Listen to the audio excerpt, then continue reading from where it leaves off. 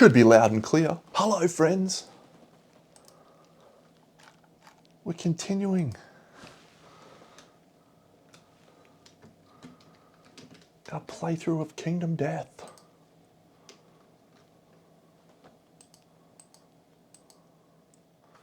Hello, Cujo. Hello, Match Fixer. Yes, for everyone that's not been following so far, I have played Kingdom Death every night for the last couple of nights, and we're cracking on with a campaign with the new models, the Red Witches, and Hello Good Fun, and the Pariah, and the Wanderers, and the Gatherism. It's all happening. I've got a juice box, little popper, ready to go, just to keep the energy levels pumping so we can get through to face off against the Pariah, who we're fighting tonight. Absolutely, without a shadow of a doubt. Get excited. And then I've finished Brawl as well for the Red Witches, so she's over there. I've just got to varnish her. So we're good to go. On track. So yeah, I'll do Brawl, and then tomorrow morning I'm streaming my painting of Nico. And that's going to only use that footage for a tutorial on painting red. And then, yeah, I'll paint Seer, probably on Monday night, or maybe not Monday night. And then we will be all good to go. And then I'll just make my way through the Wanderers, and I'm going to have all the new survivors coming from Gen Con too. All those will be probably arriving on Monday, so I'll assemble them. They'll give me a nice little thing to paint for the next little while. And then we've got Kingdoms Forlorn coming too, but that's going to be a little while off. A lot of painting to do before then. So let's nip over here, and hello Time Stop. We'll talk about the plan for tonight. So where?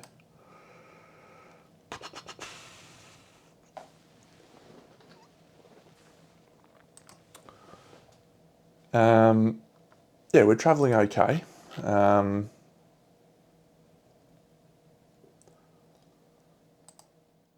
The situation with our settlement, which is now called the Larder, by the way, great name,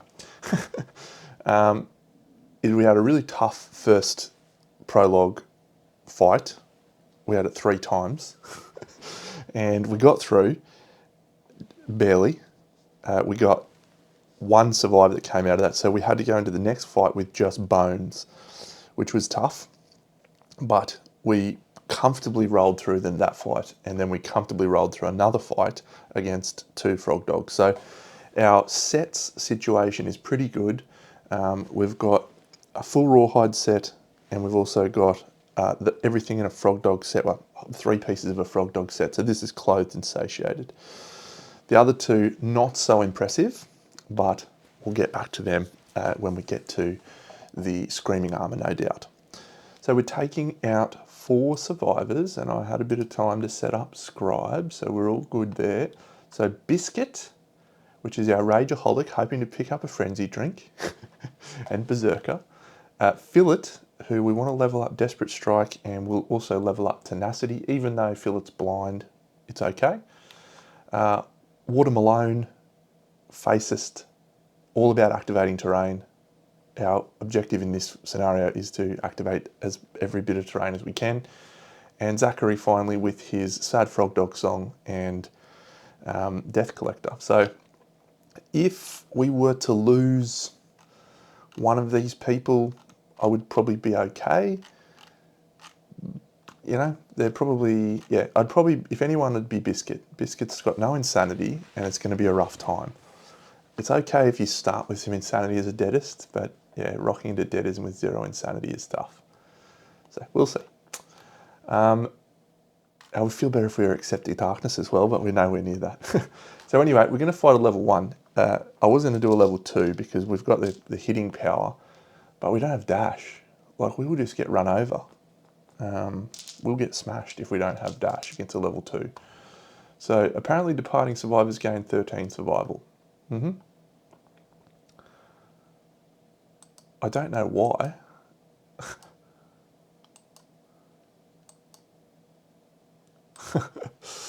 Okay, that's better. We're getting 4 survival. Our screaming antelope is there.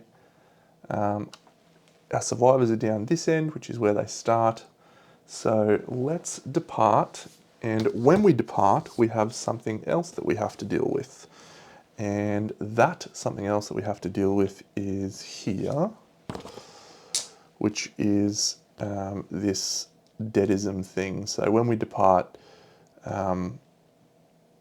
the person who has deadism is going to gain 1 understanding and a bleeding token, which is Biscuit. So she is going to trigger an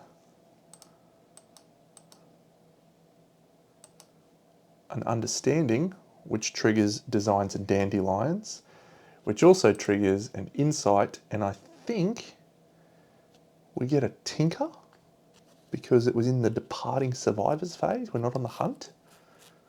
I'm going to select tinker and assume that that was the case. So,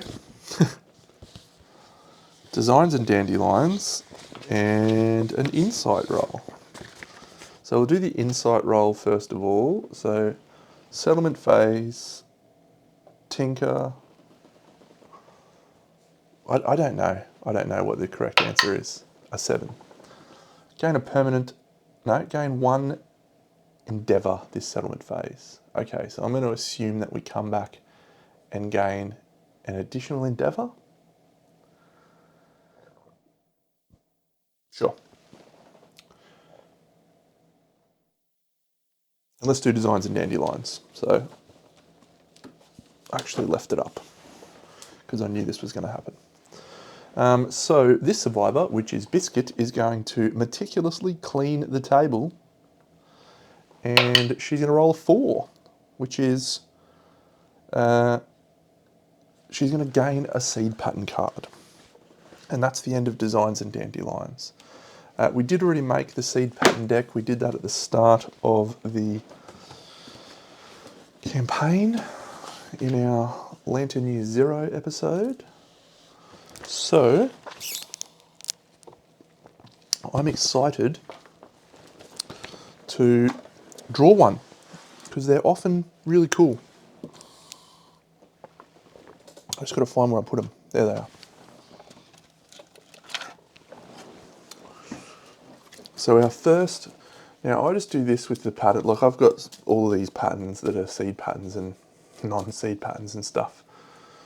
So I just normally cut and then take from the bottom so I don't trick myself. Oh, it's going to be one of the other ones. Oh, why would you get the one that we can't use? Oh no, this is not the protect the young. Okay, monster grease, round leather shield, 3 scrap, stone noses, metal arm armor. I think this is the one that gets you deflect. I feel like that's a pretty good one actually.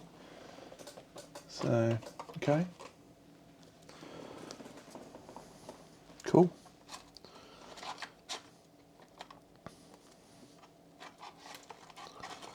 Seed patterns continue to be one of the most excellent things. Yes, so the person who has that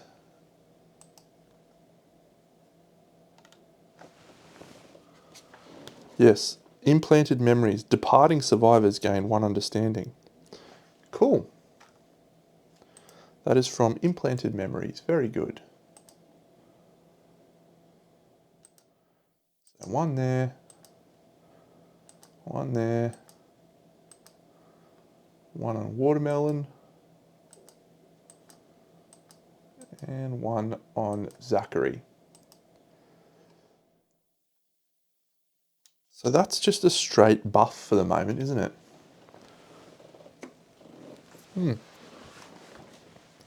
Looking forward to Scribe Guy fixing that so that I don't have to manually do that every time. Okay, let's go over here to the thing. So we're having a level 1. I would love to do a level 2, but my only goal for this campaign is to get through to the pariah and the red witches. We don't need to push for resources or do anything crazy. All right, our first hunt event is, hiya, teething. Each survivor may scavenge. So all 4 of them will scavenge. And we will just go from top to bottom. And what are we looking for? A 4+ is no bad thing. A 9 or a 10 is a thing. We don't get courage for that. All right, so Biscuit. Biscuit suffers an event damage to the arms.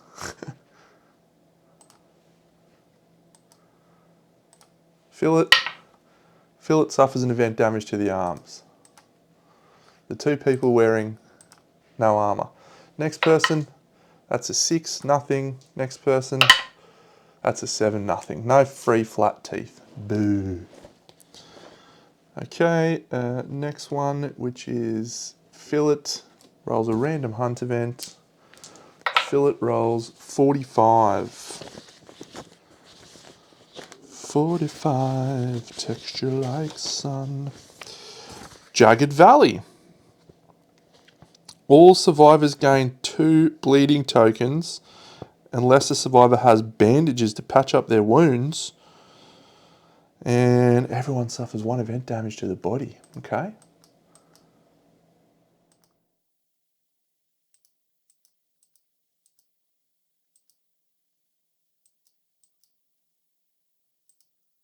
I feel good about my decision. We also got 1 to the waist here. I feel good about my decision not to not to go after a level 2. She's got 3. With 45. Do, do, do, do, do, do. Golden brown. All right, next one, and this is Watermelon Skittish. All right, so the antelope is here. So we roll a random hunt event. 37.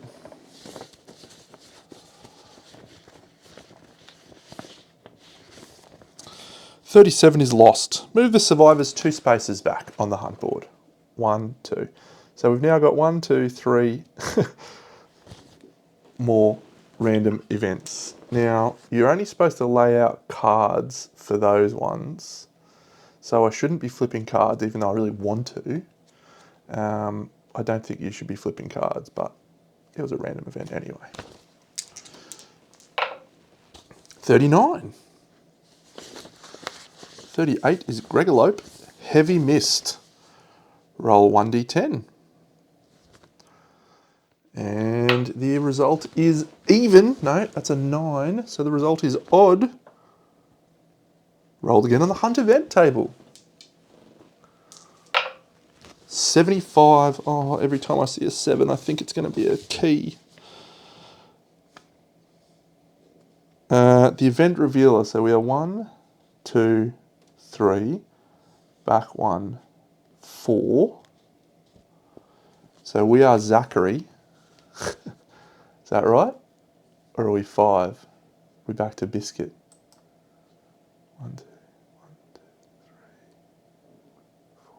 4, 5. We have to archive a gear from our gear grid. So I think we're going to archive Biscuit's cloth. Thank you very much. G'day, Crusader. Thank you, mate. Fillet's got a waist armour. All right, so this event is Fillet. I can't see either of those numbers. I couldn't see what those numbers were. 88.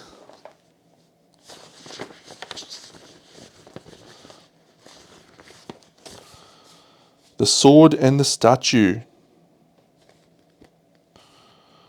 A one-eyed statue, twice as tall as any man, sits before a great anvil with a hammer in each of its 6 hands. Transfixed, the survivors watch the statue beat a red-hot sword that lies across the trail.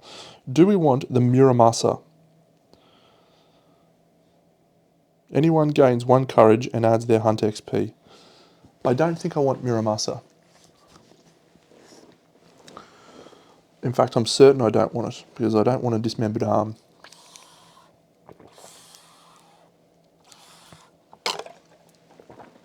Cool. Watermelon. 44. Opportunists.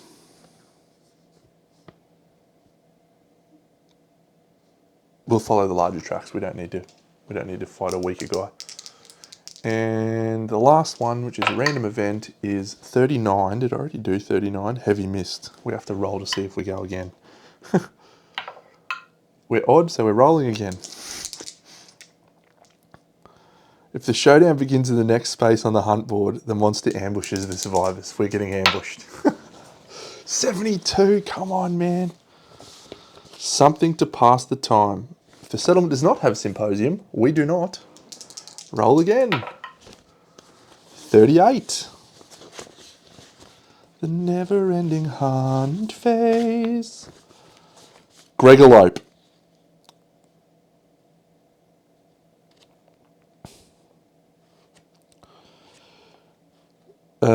We roll 1d10 and add our movement to the roll. We roll a 7. The Gregalope is too fast, it's gone before you know it.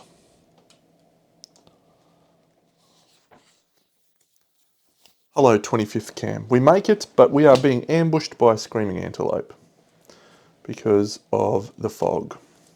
Stupid fog.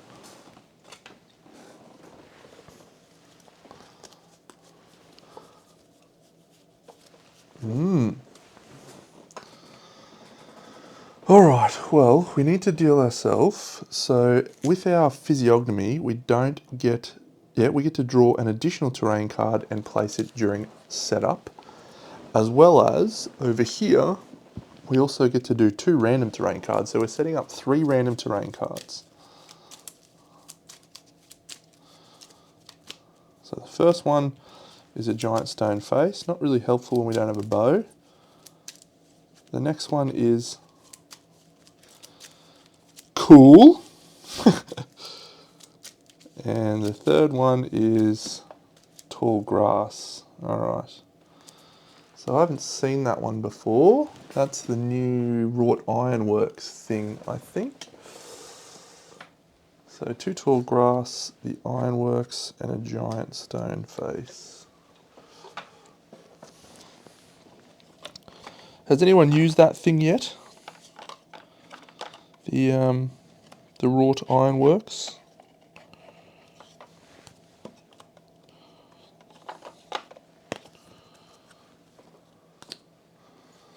Let's go!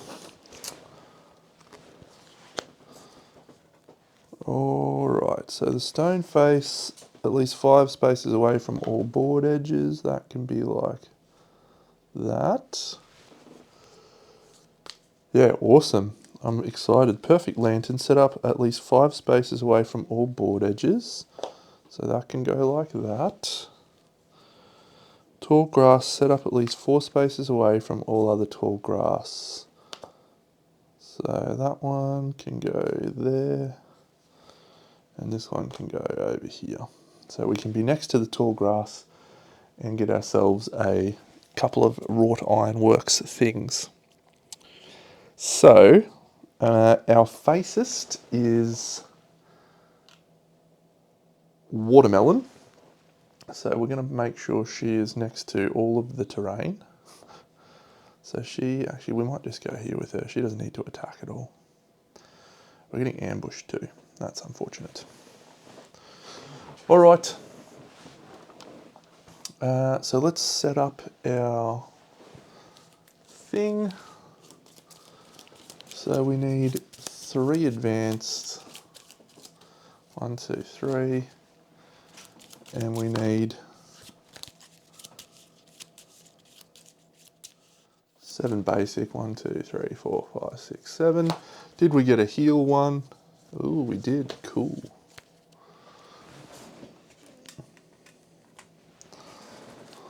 Showdown.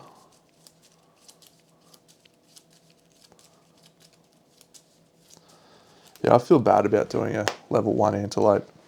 I almost never do a level 1 antelope, but no dash.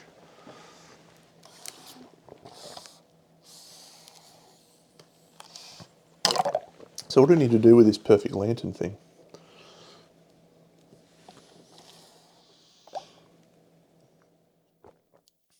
in 8+. And then do we need, if I get it, I'll have a look. I think we need to have the blacksmith, and maybe you have to be like lantern year 13 or something, or 15, maybe. All right, so let's flip the first AI card, and it is Stomp and Snort, a random survivor. There is no random survivor, so we're just going to graze, which means he's just going to walk to here. He's going to num num num num num num num num. Stop taking my acanthus, you clown. I need that. And that's the end of his turn with his Stomp and Snort. And so we're going to go to his next card, which is Chow Down.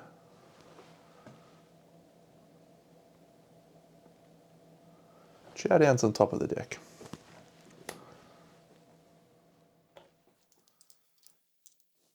Eat that one.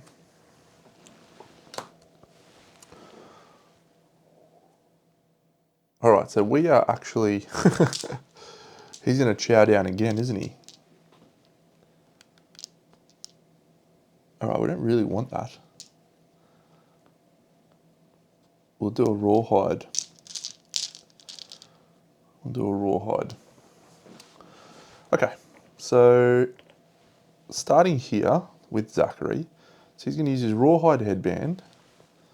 So we're going to replace chow down with crush and devour, which is cool. And he's going to move 1, 2, 3, 4, 5.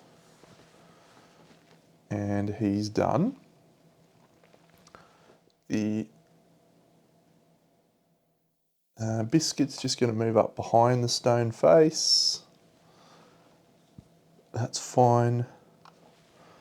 We'll go 1, 2, 3, 4, 5. And we're going to activate the terrain with watermelon. So she's going to gain a progress. And so we're looking for an 8+ for this thing. That's a 6, and that is Perfect Lantern 6, gain 2 survival. I think she's at max. She is. So she's fine. Each person can do that once. So we will do fillet 1, 2, 3, 4 to here. Nice one, Deno. 1, 2, 3, 4, 5. It's fine if fillet gets attacked. He'll try. He needs a 9 or whatever it is. That's a 4, so he also gains 2 survival.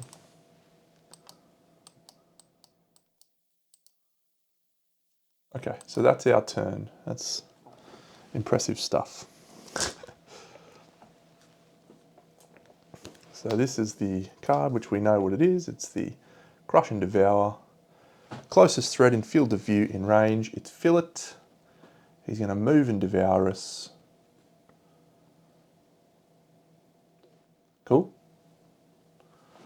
So we'll go 1, 2, 3 like so. And swing for the fences, I guess. 2 speed, 2+. That's a 2 and a lantern 10. We'll spend a survival to dodge and suffer no gobbled up. So that card is gone. If any attack rolls hit. Hello, Dantham.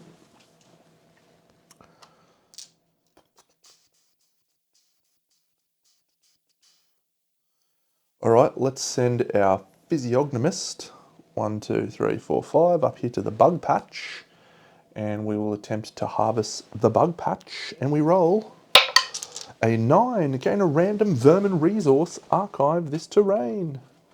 Where's me vermin resources?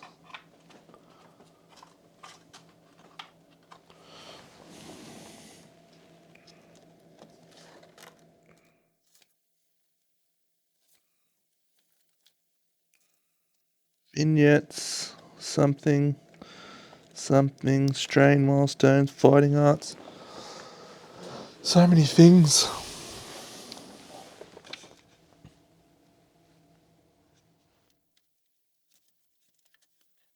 I found it.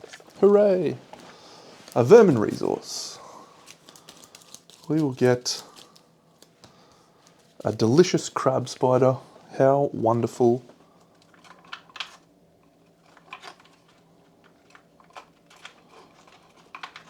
Exactly what I wanted.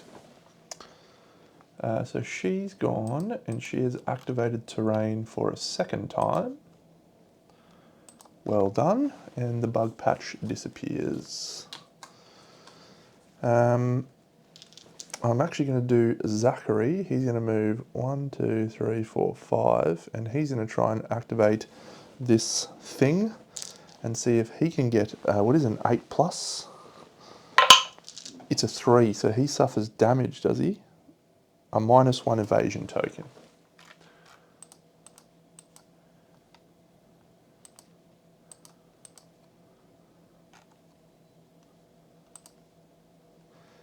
Philip will have a swing with his bone axe.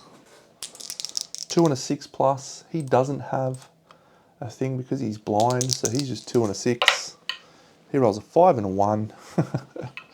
So he's going to move back down to here. We know the next thing is Showdown, so 1, 2, 3, 4.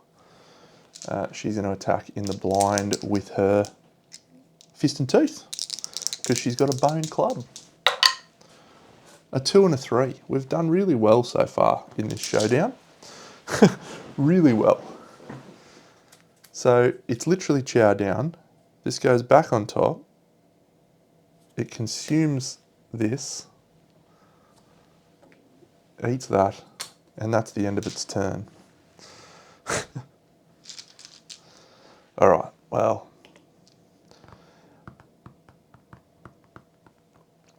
do we care about Showdown? No, not really. Let's do this guy in the blind spot, 1, 2, 3, with his desperate strike on his bone axe. A 9 and a 10, a perfect hit. Come on, fill it.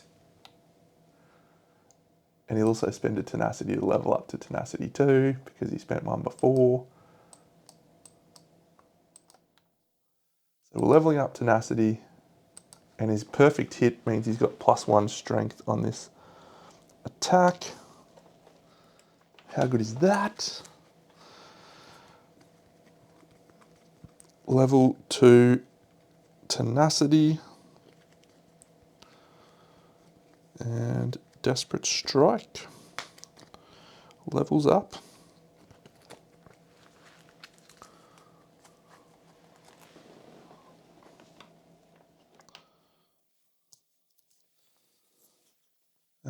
Cool. So what do we need to get? 1, 2. We need to get 6 more. 6 more. Anyway, let's flip 2 cards. The delicate inverted knee. We're not hitting with a club or shield. And we're not hitting with a club or shield. So we are +2 strength in this attack, plus his innate strength, plus the bone axe. So that's a 6. This guy's toughness 8. So we're 2s to wound, 10s to crit. That's a 9, which is going to remove the Showdown. And this one, that's a 5, which is going to remove the next wound. So Fillet, good job. Biscuit, 1, 2, 3, 4, 5. Biscuit might as well go into the blind as well and have a swing with her fist and tooth. An 8 and a 2. So the 8 is a hit, the 2 is not. We are not attempting with a club or shield, so we will see if we can roll a 9 to crit. We roll a 5, and that is not enough. Oh, we get to Frog Doggle as well. There's another Showdown. Nice. All right, well, we probably won't do anything else then. We'll let him Showdown.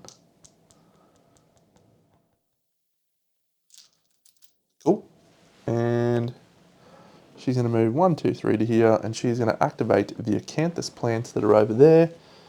And she's going to roll a 3, which is find nothing, archive this terrain.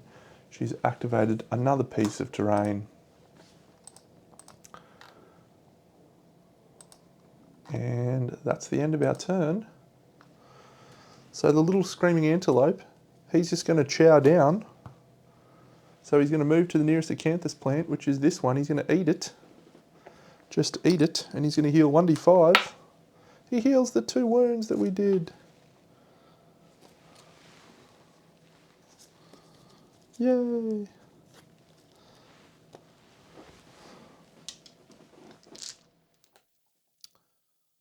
That's it. So she's going to go 1, 2, 3, 4, and she's going to try and activate this and see if we can roll an 8 or whatever it is that we need. Come on! It's a 4! No! Do we try and use a lifetime reroll? Yeah, we'll probably get it again. Oh my god, we should keep Old Mate beside that so we get perfect hits on a 9+. That's awesome. Okay. She'll just go 1, 2, 3, 4, 5, and she will activate that acanthus plant. She rolls a 7. That is archive it to gain a survival, which is irrelevant to us. But she has activated a terrain again.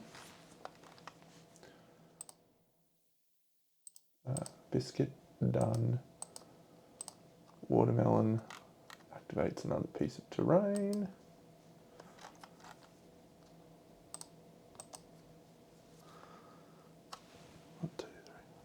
So Zachary's going to go into the blind spot, and he'll actually swing with fist and tooth. He's +1 speed.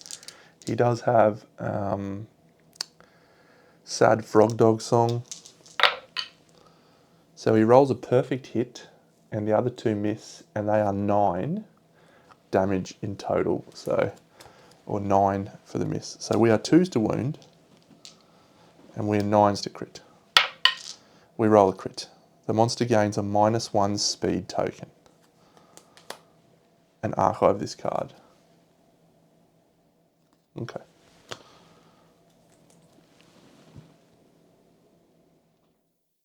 I did that, being completely wrong.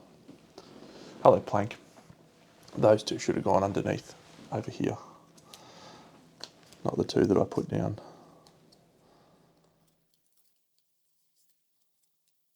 Those 2 go underneath. And that chow down is its first wound. Wonderful. -1 speed. This guy's in so much trouble.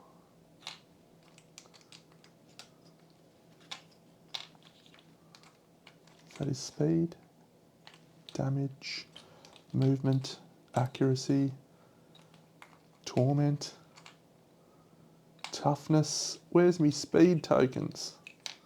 Strength.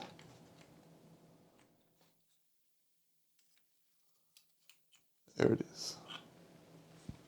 -1 speed. I don't know if I've done everyone. I think I have. I don't think I've done him actually. 1, 2, 3, 4, 5. Into the blind spot. We'll go fist and tooth.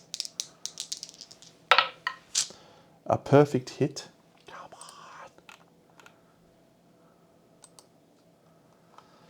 on. So he is not weighing with a club or a shield. So that's a 6. It is not a wound unless he's got +1 strength. No. No, it is because he's got the perfect hit bonus. Come on. We just want the resources actually. So, okay. That was fun. I like that. This guy's got 1 speed now, so. That was our turn. Reset. And so the card that we get is Slam, the closest knockdown survivor. The furthest threat in field of view and in range. It is the chicken orange. So he's going to go 1, 2, 3, 4, 5 to there. And he's going to have a single attack on her on 2+. It's a perfect hit. She'll dodge. Good one, Biscay.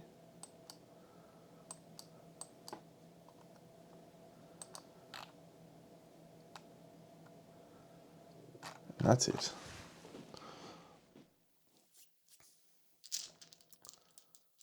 All right, so we're going to do something awesome now. We're going to do fillet.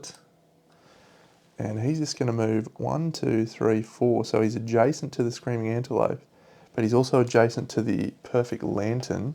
So he gets to increase the range on perfect hits by 1. So he rolls a perfect hit on a 9+. He will swing with his Fist and Tooth and try and roll some 9s. A 1 and a 3. He fails completely. The Perfect Lantern, it looks like this, and it is from the 15th Anniversary Survivors set. So there you go.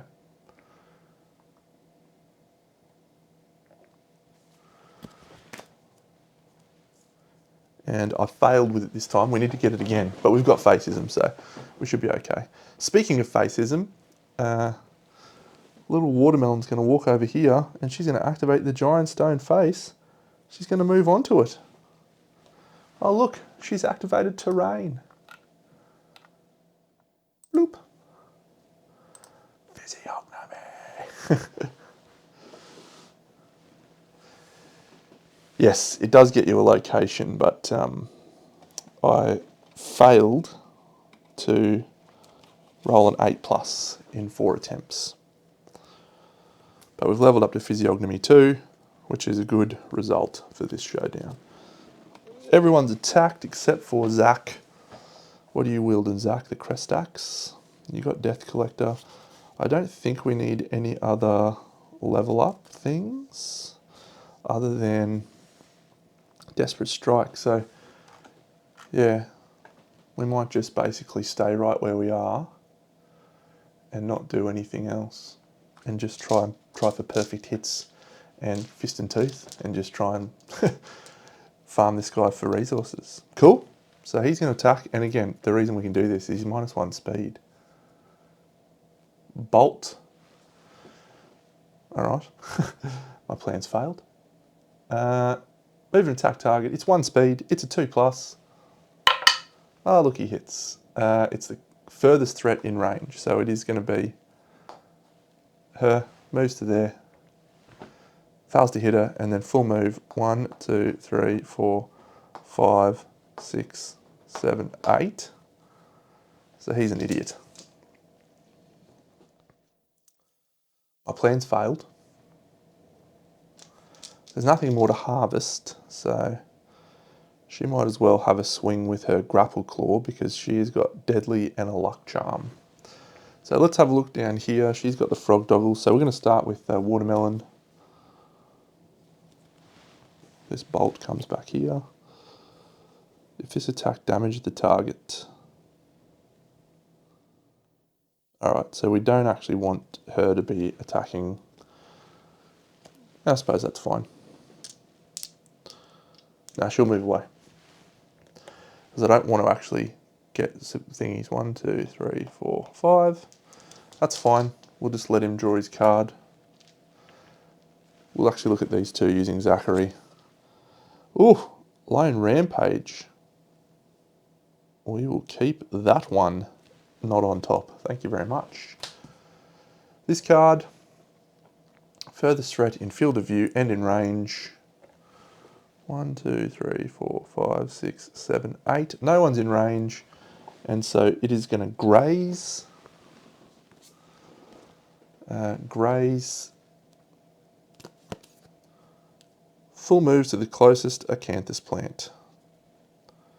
Instead, full move forward in a straight line. 1, 2, 3, 4, 5, 6, 7, 8. He's miles away. Alright, looks like we are going in with our Grapple Claw. 1, 2, 3. Swing with the grapple claw. It's 2-speed watermelon. Need to hit one of these. 1 and a perfect hit. We know that the hit location is that. And she has rolled a perfect hit. Doesn't do her anything for a perfect hit. Uh-oh, she can only attack the monster from its facing, so she'll move up to there, which is fine, and it's range 5, isn't it? Oh, no, we don't get the range 5. Damn. All right. Well, he's going to do that zone of death thing.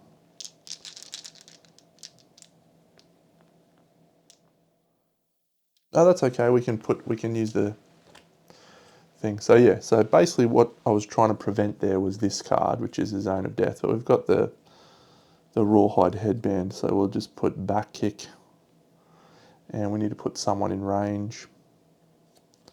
So 1, 2, 3, 4, 5, 6. 1, 2, 3, 4, 5, 6, 7, 8. Sure.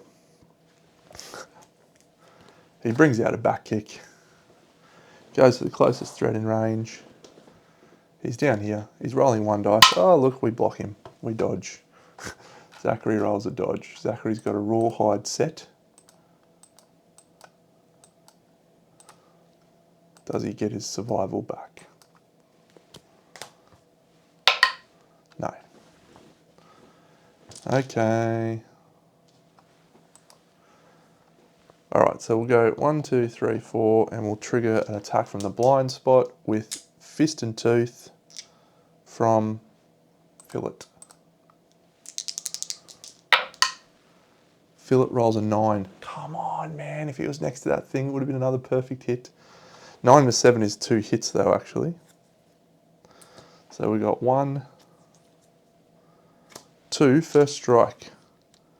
If the attacker is insane, cancel all hits and end their attack. Cool.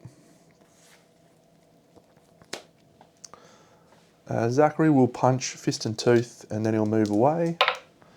A 4 and a 9. A 9 is a single hit. The bushy tail. He rolls a 3. What did he roll? He rolled a 9 and a 3. So he actually adds +3 strength to his attack roll because of Sad Frog Dog Song. So a 3 is actually a wound. Good work. And he'll then move away. 1, 2, 3. She'll just go 1, 2, 3. She'll go to here. She'll swing with Fist and Tooth as well. Actually, she'll swing with the grapple claw because it's deadly. See you, Crusader. Have an awesome time. A 5 is a miss and a 3 is a miss. And she'll just move back to here. All right, the AI card is... Yeah, I can't wait for more Showdown. Perform basic action. His basic action is... Closest knockdown survivor, no target graze. He goes straight forward like so. 1, 2, 3, 4, 8. Okay. Antelopes are so dumb. We'll just move into the blind spot and swing with the grapple claw on her. That's a 2 and a 9, so the 9's a hit. We crit on a 7, 10, 9, 8, whatever. A 3 is not a critical. But the grapple claw is strength 3.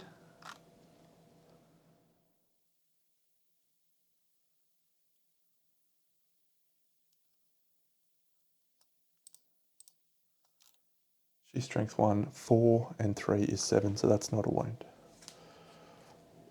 Yeah, they're a bit dumb. 1, 2, 3, 4, 5. Fist and Tooth. That's a 6 and an 8, so that's 1 hit. It's not a club or a shield. Well, that's a 2, so that's a fail. 1, 2, 3, 4, 5. Yep, okay, cool. That's our round. This guy's just going to move to here.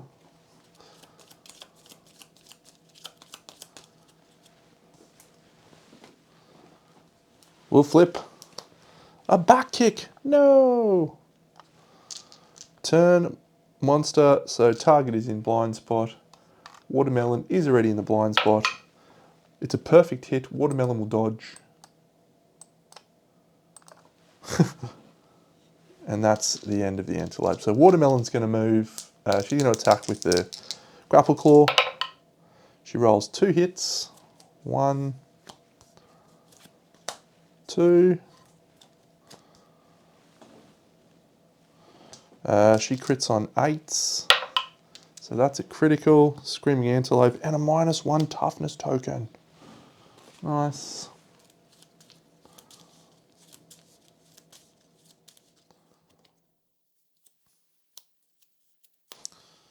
Wound. And this one, that's a 1, so that's a failure. Reflex, turn the monster to face away from the attacker and full move forward in a straight line. 1, 2, 3, 4, 5, 6, 7, 8. All right, she'll just move here. Let's move to here. He's just going to move 1, 2 to here and hopefully trigger the attack. Let's look at the Rawhide headband. What do we got? Bolt? No, Stomp and Snort. That's just furthest threat in range, and then he runs away. What a dumb guy. That's Random Survivor. Turn to face. Suffers 1 brain damage per monster level and is knocked down. Alright. This guy is annoying. So he's going to do his AI card, which is Bolt. He's going for the furthest threat in range, which as you can see is 1, 2, 3, 4, 5, 6, 7, 8. It's her. So he's going to move to here. He's going to attack with his 1 attack. He misses because of her evasion, and then he full moves away. Good work, Antelope. So I've left no one in range, which is very stupid. So yeah, we'll just move into the grass here. Boom, boom, boom. She's just over there. So we know what card he's doing. It is this one. Random Survivor, in range. So 1, 2, 3, 1, 2, 3, 4, 5, 6, 7, 8, 9. 4, 5, 6, it is Fillet. So Fillet is going to suffer on a 4+, he suffers 1 brain damage per monster level. That is a Lantern 10, so he suffers 1 brain damage and he's knocked down.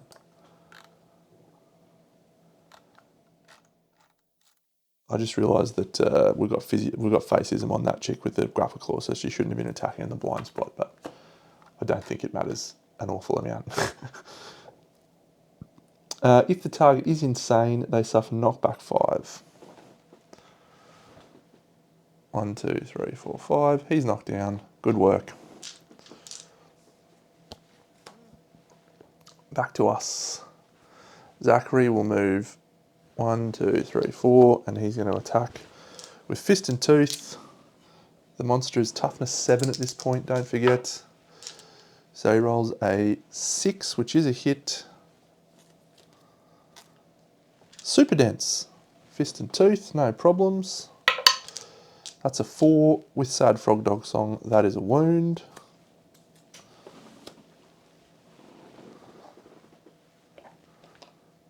Over to here, Fist and Tooth. That's a perfect hit for Biscuit. There's a Reflex. Oh no. If the wound roll is a 1 or a 2, the monster consumes your weapon. If attacked with fist and tooth, suffer the dismembered arm. Maybe don't roll a 1 or a 2 here, Biscuit. Biscuit! Okay, so are we happy with the dismembered arm on Biscuit? Whenever you suffer a severe injury, suffer the frenzy brain trauma.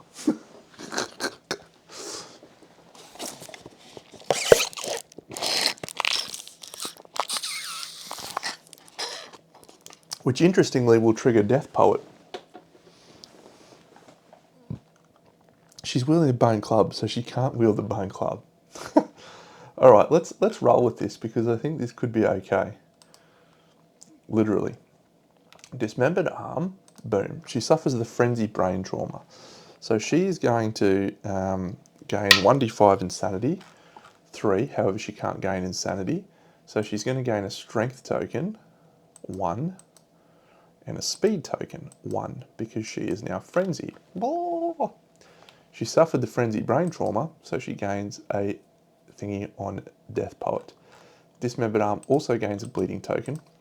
So if she was to get another severe injury, she'll get another brain trauma, which will level that up. And she'll also die, which will mean we can level up the Lanternism Death Collector. So, not too bad, maybe. Dismembered arm doesn't knock you down. She rolled a 1, which is a failed to wound as well. What an idiot. What does that do? When you? Oh yeah, she does too. Gets a strength token. How good's that? So strength 4 now. What a legend. Go on your bisque.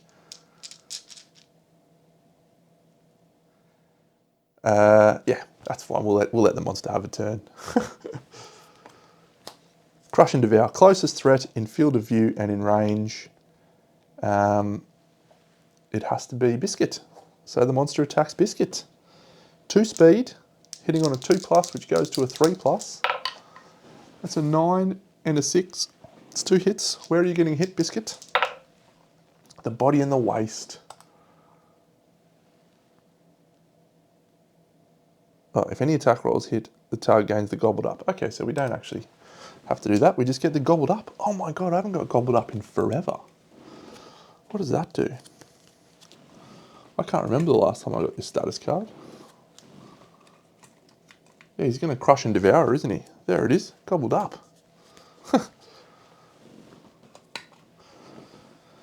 When you gain this, remove your survivor from the board and place it on this card. On your Biscuit.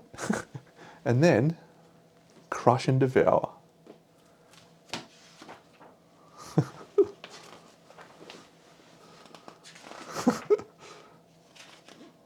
Yes, we haven't had this one in forever. Swallowed whole, you are dead. Heal 1 wound, gain a +1 speed token. Well, that'll reverse the speed token.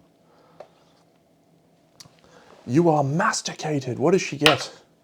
Biscuit has had a tremendous session. We'll use her lifetime reroll because we can. She still dies. He heals a wound and he gains a +1 speed token. Now this is a level 1 antelope.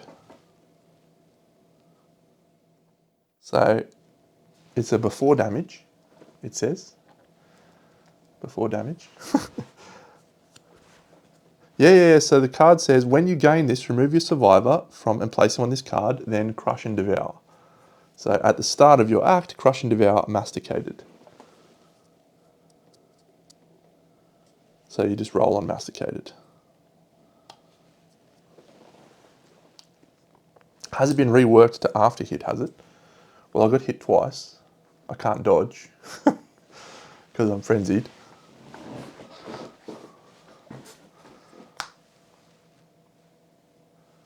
Yeah, that's right, isn't it? So I'm going to bring this up on the screen so we can discuss it in detail. Here we go. So when you gain this, you do the story card. The story event. The story event says, you are masticated. Boom. So I think that's right. So that's fine. So this card, so she's dead. So she's died on your bisque. She's dead. So when she dies, she's removed from the board. The gobbled up status goes away. We are going to get a basic resource because she is a... Yeah, I've never had it happen in a long time. We've gained a question marks. The buffet healed a wound too from eating biscuit.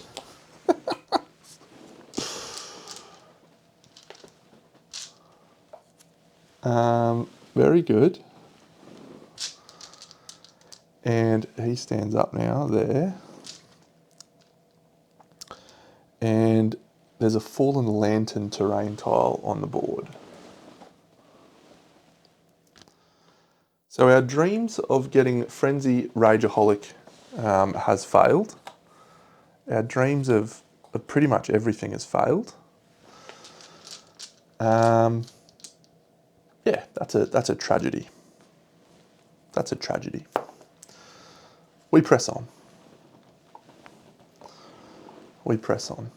Damn, it would have been good to get Death Poet up too if we had a... I would have been fine to just get a severe injury.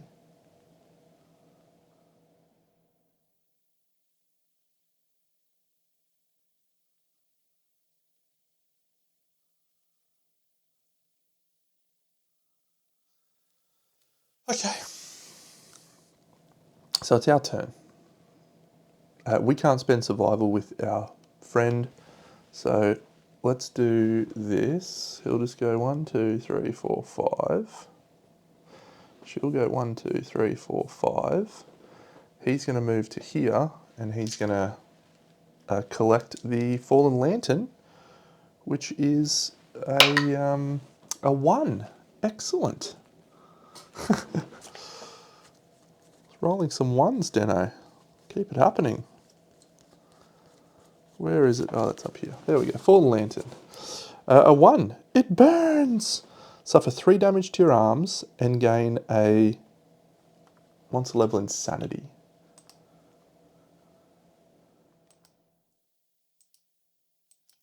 One, 2, 3. He can still gain insanity, so he gains an insanity.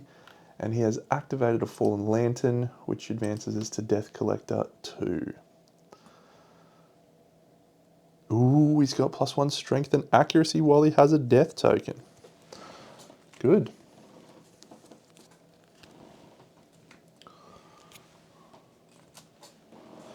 And I'll grab out my Lanternism, level 2. Death Collector 2. Very good. Okay. Monster goes again. And slam. Closest knockdown survivor. Furthest threat in field of view and in range. We positioned her for this. He moves up here. He's 1 speed still. He rolls an 8. Watermelon is going to dodge. Alright, so now we're in position. Fillet, going to swing with the bone axe. I'd like to... oh, he's not... I'm just going to do this because that's what I meant to do. Bone axe, 2 speed. Rolls a 6. It's a hit, not a perfect hit. Roll a critical, please. It's a wound. Does a wound. Turn the Screaming Antelope to face the attacker and full move forward in a straight line. The perfect thingy is destructible, so it's going to get archived now. 1, 2, 3, 4, 5, 6, 8. He's up here. He's knocked down. And we suffer a damage to the boots on Fillet. We'll just stand Fillet up with Zachary and encourage. He gains the survival back. He's in the grass. She'll move to here. He'll move to here. The antelope has his turn.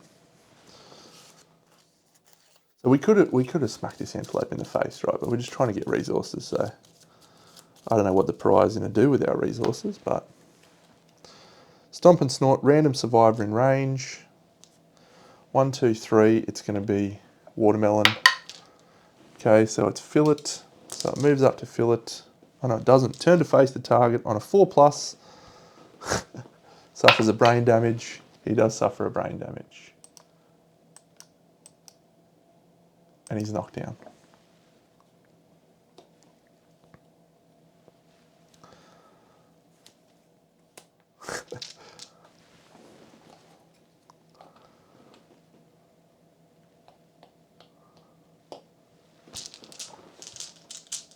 It doesn't work. What are you wearing? What are you wielding? Crest axe. Yeah, we'll just go to here.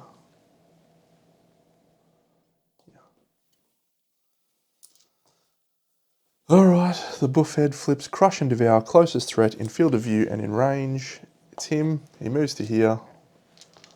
2 speed. Is this another gobbled up? We've been getting gobbled up again with our dude with the rawhide armour. A 1 and a lantern 10. So we will dodge the lantern 10. Which means we're not suffering the damage, which means we don't have to worry about getting gobbled up. I think that's how we'll play it. Move into the blind, swing with the bone axe. A 6 and a 3, a 6 is a hit. Let's see if we can roll a critical. It's not a critical because we didn't use fist and tooth, even though we were supposed to. Actually, I was using fist and tooth. Gain an antelope, and all adjacent survivors gain an insanity.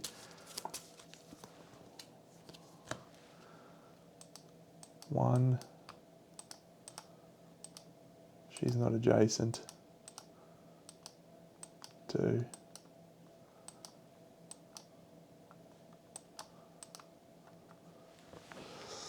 All right, Zachary with his sad frog dog song. 8, 10, and 7. 3 fist and tooth hits. I just realised this. Yeah, I was just going to say, surely the trap's on. All survivors adjacent to the monster suffer 2 brain damage. 1.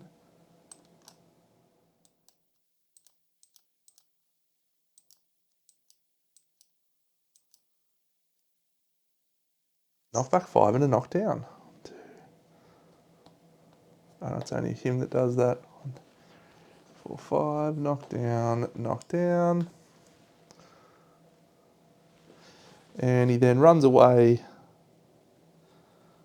Turn the monster directly away from the attacker and full move forward in a straight line. 1, 2, 3, 4, 5, 6, 7, 8.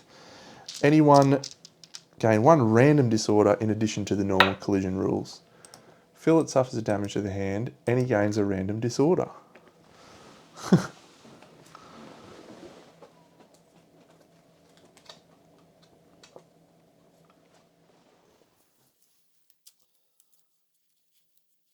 Antelopes. Stupid antelopes. Alright, the disorder we get, apathetic.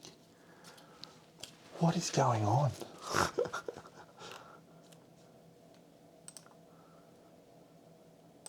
What do you need to cure that? 8 understanding. So that'll actually probably cure pretty quickly with the pariah. Apathetic, very good.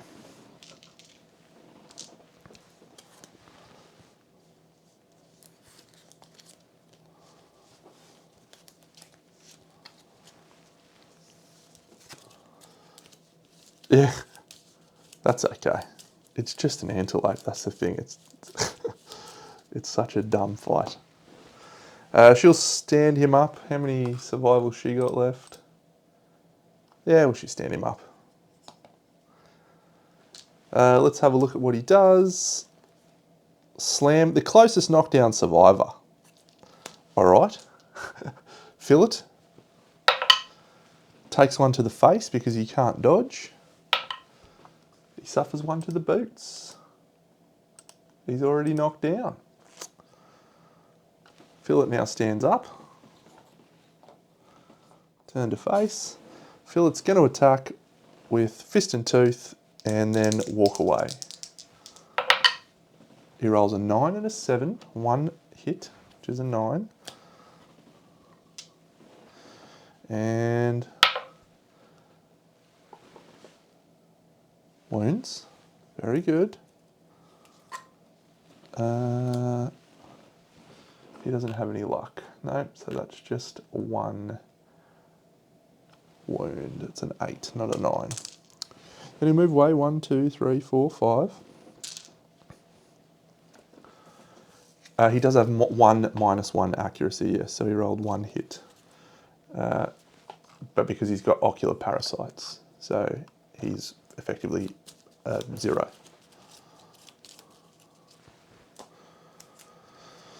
And if you're not familiar with ocular parasites, you'll be able to go and watch the first one, Slam. Closest knockdown survivor, furthest threat in field of view. 1, 2, 3, 4, 5, 6, 7, 8. So it's going to be her. 1 speed. Rolls a 1, does nothing. She'll attack with her grapple claw in the front. She rolls a perfect hit. And she flips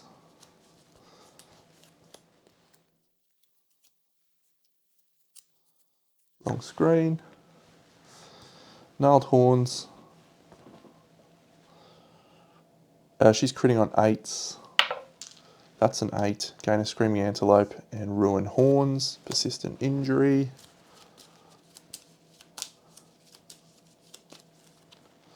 Another large flat tooth. Some pelt would be nice. She'll stay where she is. We'll move him into the rear. He'll swing with fist and tooth. Come on. Oh, he rolls a 9. It's not a perfect hit though. So, oh, 7 is a wound because he's got +1 strength, so we don't fail at that. I don't think I moved a wound for her wound. And 1, 2, 3, 4, 5. So we've got Zachary. We need to do 2 wounds to finish it. The correct thing to do, actually I could have moved him here and here, we'll do that, is to go with the crest stacks because I'm insane and we'll just automatically kill him. But let's do Sad Frog Dog Song and try and get some crits. 7, 8, 10. Sad Frog Dog Song plan has failed.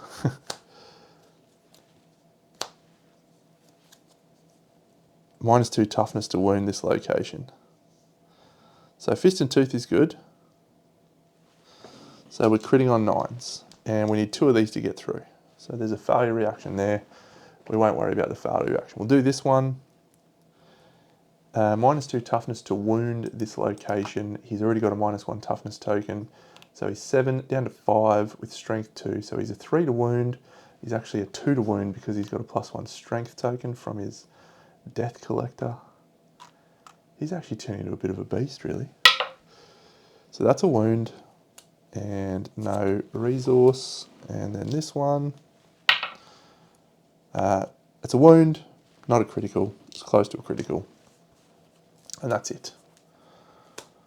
Good work, team. Good work. Screaming Antelope. How many resources do we get? 4 and 4, I think, at level 1. For some reason, the level 2 is 4 and 6. Is that right? Yeah. So 4 of these. 1 Screaming Brain. 2 Pelt. 3 Beefsteak. 4 Beefsteak. 1 singular Pelt. Unimpressive haul. Resources there. Nobody has 20 plus insanity, so nobody runs off into the darkness. 1 skull, someone gets an insanity. 2 monster hide. 3 monster hide.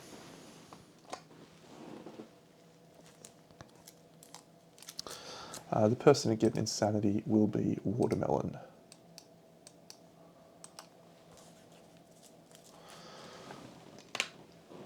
right, let's get excited because it's pariah time. All right, so we did level up a few of our knowledges, so it wasn't a complete waste. We leveled up a few knowledges. We did lose someone, that's okay. I'll feel it's less okay if all of our survivors die in this next showdown. So, Philip ponders survivalism, but let's run through the timeline as we're supposed to. Gain endeavours. Was Biscuit the Tinker? She was the Tinker, wasn't she? Yep. All right. Good. Okay. Yeah, interesting. We may ponder doing another rawhide set, which I don't like. Settlement event.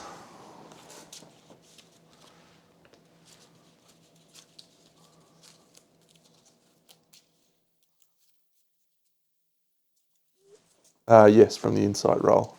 So 1 to 6, it is this pile.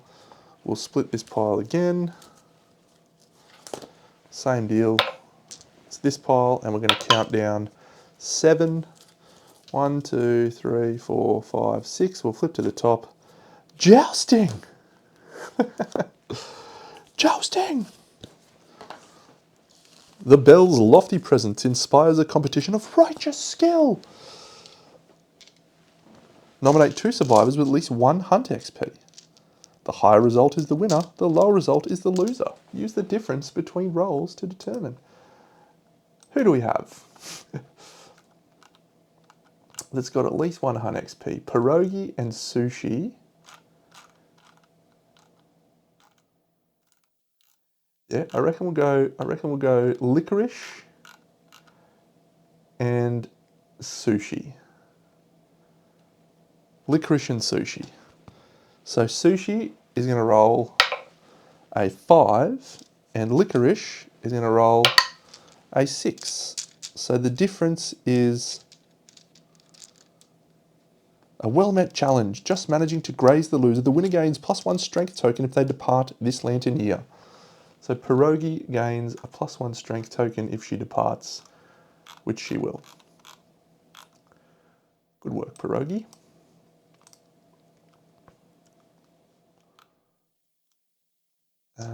Cool. I'll grab a strength token, which is what you're supposed to do.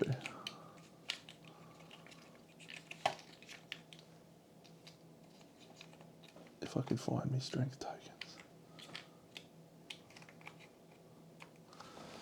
Alright, I'm going to do this like this so I can actually see them. That's better.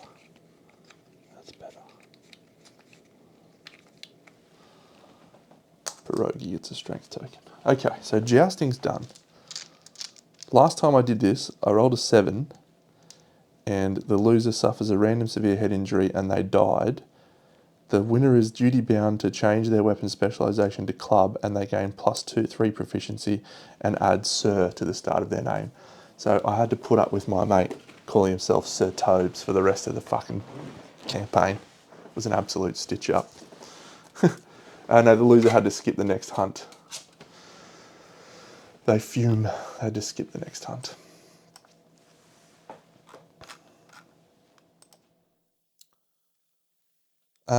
Done. So we don't have any story events. No, we just have the showdown with the pariah. Update death count, check milestones, develop. Ponder. Let's do our ponder of survivalism. Racism, survivalism. Trust in fear. Gain a Lumi. Philip, the mere Navi. Gonna gain a Lumi. Being apathetic doesn't stop you from getting that, mate. Alright, we want a 6, 7, or an 8 so we can get Death Sense. We potentially could even re-roll this too, because we don't want Meat Shield. We just want Death Sense. it's a 2. He's got apathetic. I'd really like to level up Desperate Strike. I'm going to have a look at Meat Shield. I don't think I've ever got it, but I know that his neurosis means he has to use it if he's got it. Meat Shield. Before resolving attack, you may exchange places with a survivor. A switch survivor cannot perform Meat Shield or dodge. If we use his lifetime reroll, we are absolutely no chance of him doing stuff. All right, we'll take Meat Shield. That's fine.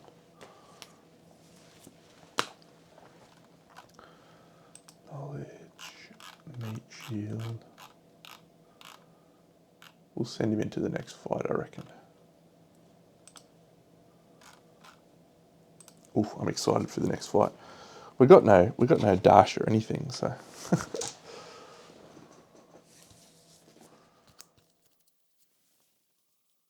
So we have to hope we get dash. Resources. Wrong screen, don't know this one. Hide, skull. Question marks. Crab spider. We'll do the crab.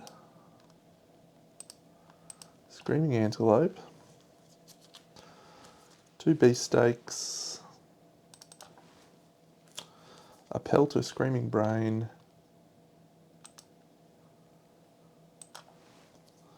Large flat tooth, and a shank bone. And we've hunted the screaming antelope, so if this is the first time we defeat him, we gain the stone circle location. And we don't have pottery. Cool. What does that let us do, the stone circle? Yeah, basics. Skinnery. We do have ammonia, don't we? We could go for the leather worker, actually. We've picked up a lot of hide. That could be an option. That could be an option. All right, and then our basics. Question mark, skull, and 3 hide.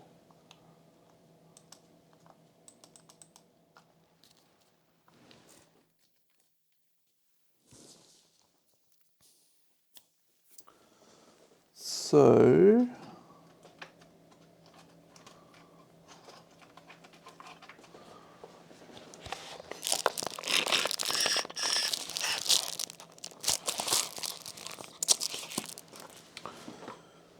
we didn't get the bladder, so we can't make blood paint, which would have been cool with the spiked buckler.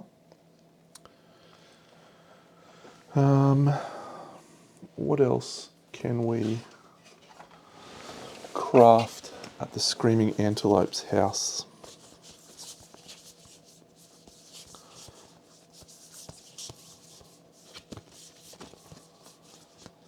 We don't really have enough for a Screaming set. The Screaming braces require a pelt and a hide. They get you a bonus for activating terrain. We'll keep that in mind for when we get Thingy. Boss Mendy, no. Brain Mint? Let's have a look at the Brain Mint.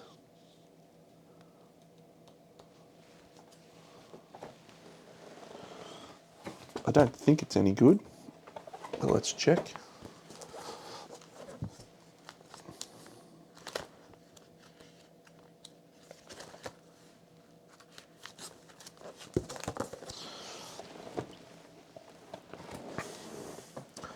Yeah, the only thing I would have probably wanted there is blood paint, so. Brain Mint, consume, remove all your tokens and stand up, use once per showdown. Does this guy give us stuff? No 3 to Dragon King. Does this guy give us tokens? I don't know. That might not be awful, actually.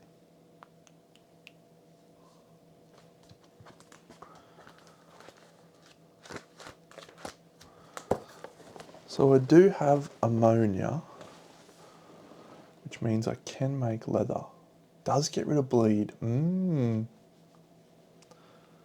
It's a screaming brain. So, all right, I think I'm going to build the leather worker. I've got lots of resources in hide. So, actually, scratch that. Let's do a 1, 2, and then an organ from the screaming antelope, a beefsteak to do an innovate. And I'll keep those 3 for next time because I actually don't know. Does the pariah give us resources? Who knows? Who's to say? Inner lantern will be very, very difficult to knock back unless we get... All right, it's not hovel. Inner lantern. So a surge helps.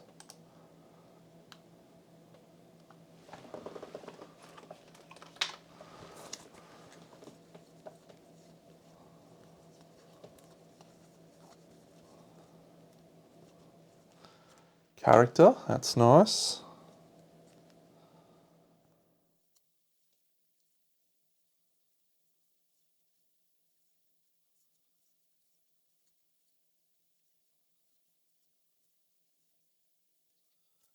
Shrine. Scarification. So scarification, shrine, symposium. Yep. Should have 9 in our deck, which we do.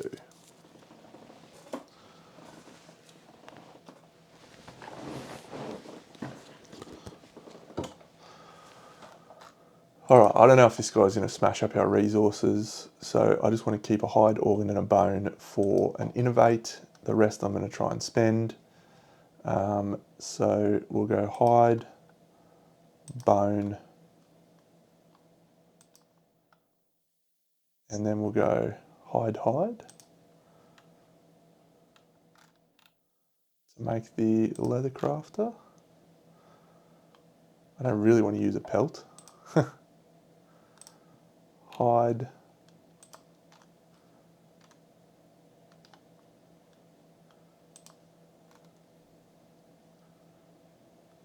Hide. Yeah, so that's all of the stuff. So we'll keep this question marks for the next thing. We've got heaps of bones. And so we make the leather crafter.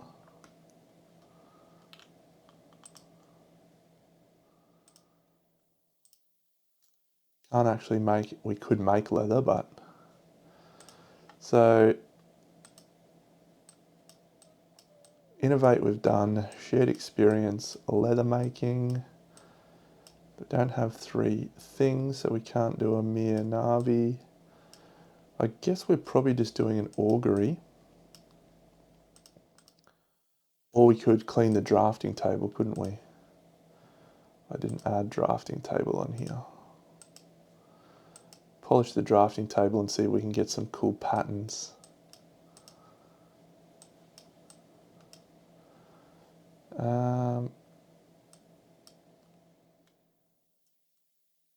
Yeah, let's do it. Let's do 2 auguries and a drafting table. So first augury, that's a 2. We can archive a resource to gain an understanding. We can archive a resource. I don't know if we have to. Organ grinder. Lose 1 resource from the settlement if you do gain 1 understanding. Okay, so we'll lose a bone. And the understanding that we'll go on fillet. And let's see if we can get rid of this apathetic. And the resource we'll lose will just be a large flat tooth. I did. So yeah, the last one that we have, yeah, let's augury again. We'll have a 10, we'll have a baby. So let's do an Ark Survivor Intimacy. We did in fact gain a collective cognition this lantern year. So we do gain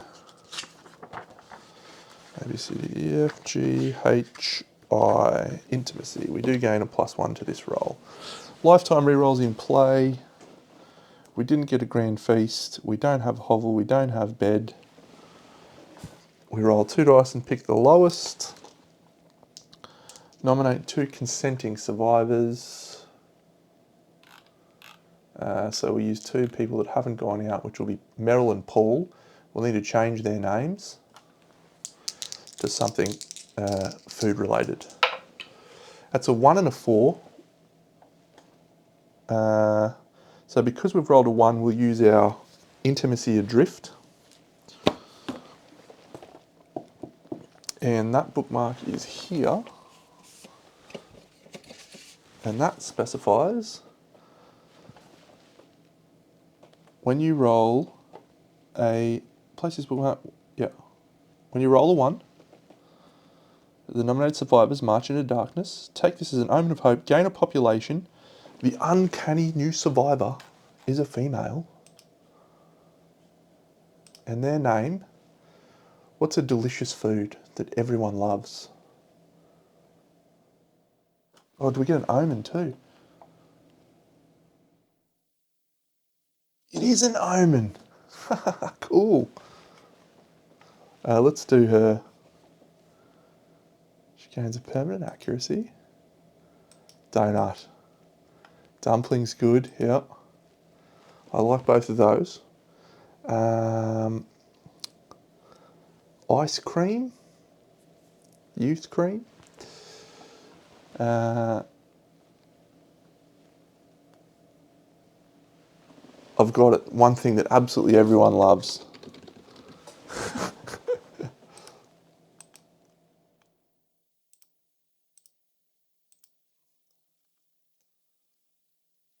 Great. So she gains Hoarder and Quixotic. So she gets +2 on that roll for that that lantern thing if that ever comes up again. Quixotic's great. Hoarder less great. Oh, pudding. Perfect. Let's change it to pudding.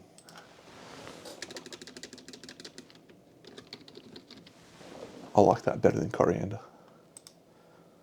Okay, I think we will actually try and roll for Monster Claw style because I love Monster Claw style. So let's flip on another omen and see if we can roll an 8+. So she's going to gain a torment, but if she can roll an 8+ or whatever it is, let's use my favourite dice. Oh, did you see that? It was on an 8. No Monster Claw. Gain a Lumi, I think you get out of that.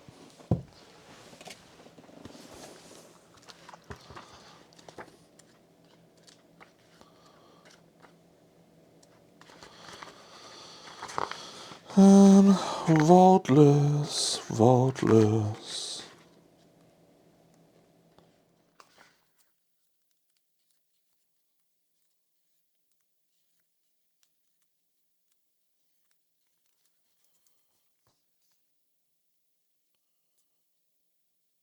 No, you get a systemic pressure, you don't get a torment. That's a shame.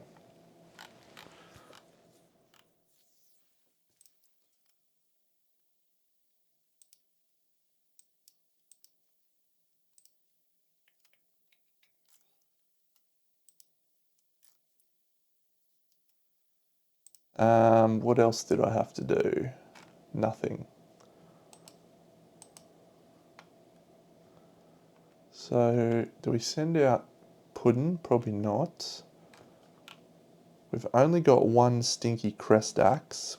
Did we get enough organs to make a monster grease? Yes. So let's make a monster grease, which is also stinky.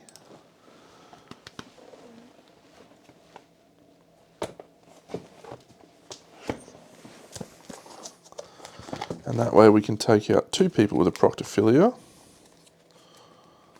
which is good. And if we put that on the person with the frog dog set, then we're in some good shape.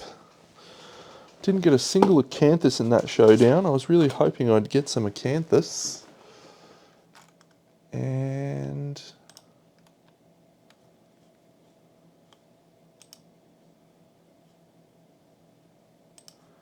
Elder Shield, was it? No, it's not the Elder Shield, it's the Plated Shield. Is that in here? It is.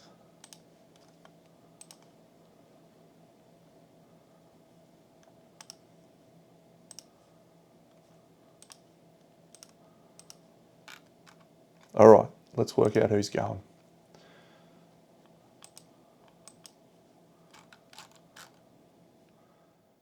Zachary can go again. Philip's definitely going to go again. Who's the person who's got codependent matcher?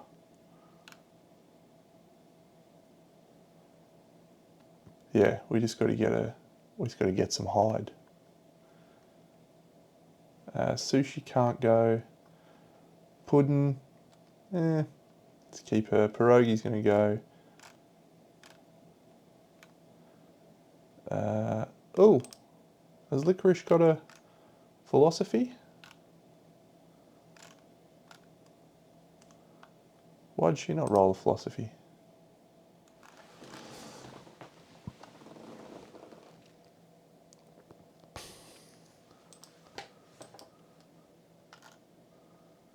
She should have a philosophy, shouldn't she? Yep, she should. Let's send her out. And we'll flip her a philosophy now.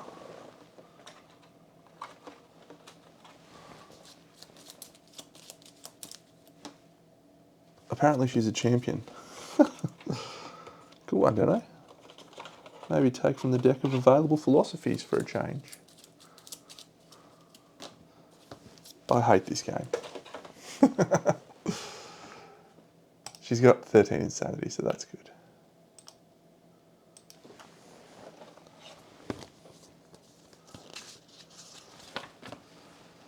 Yeah, she's going to be pretty good. You are already dead. And she rolls a 7. She gains Evermore, which I think we already have.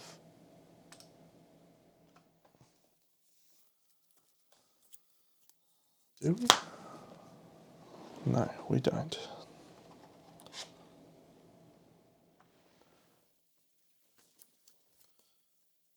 Yes, we do. Okay, cool. So we're going to get rid of Death Collector 1. Going to get rid of Physiognomy 1. And we're going to get rid of Tenacity 1. And those are all good to go. The 4 survivors we're going to take are... Pierogi's going to now be in yellow.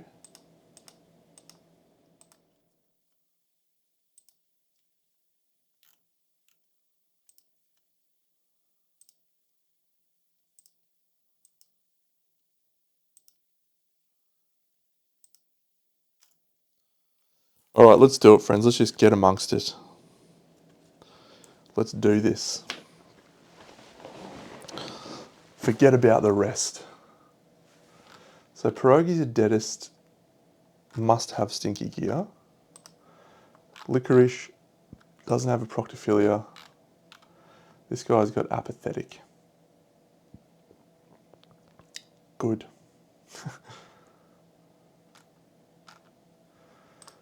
So yeah, I'm happy enough with his loadout. He's going to lose that. He might just block every turn with his spiked buckler because he can't spend survival. But he can spend survival tokens.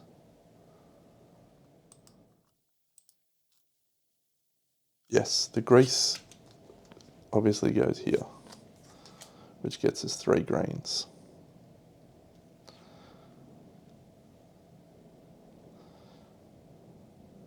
Clothed and satiated. So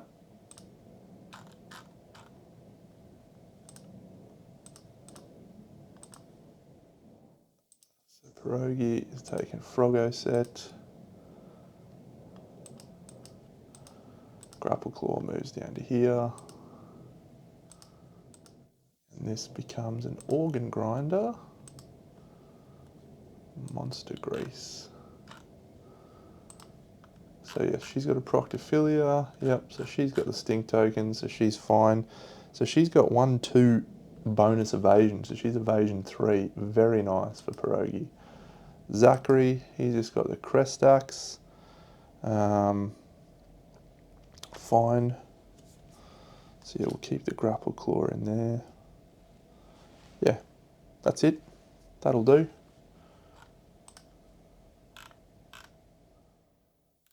So he's starting with a death token, so he gets +1 strength and +1 accuracy. Yeah, while you have a death token. Whew. Actually like Lanternism quite a lot. And Licorice, she gains nothing. Fillet was the... Who was the Jouster again? Was it Pierogi? Pierogi was the Jouster, wasn't she? So she gets a +1 strength token. Cool. Alright, so we're not risking our Facist. We're going to have a Nemesis encounter against the Butcher.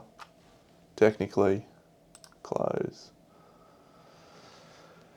Alright, let's do it. Let's just get it on. We are going to learn all about this guy together.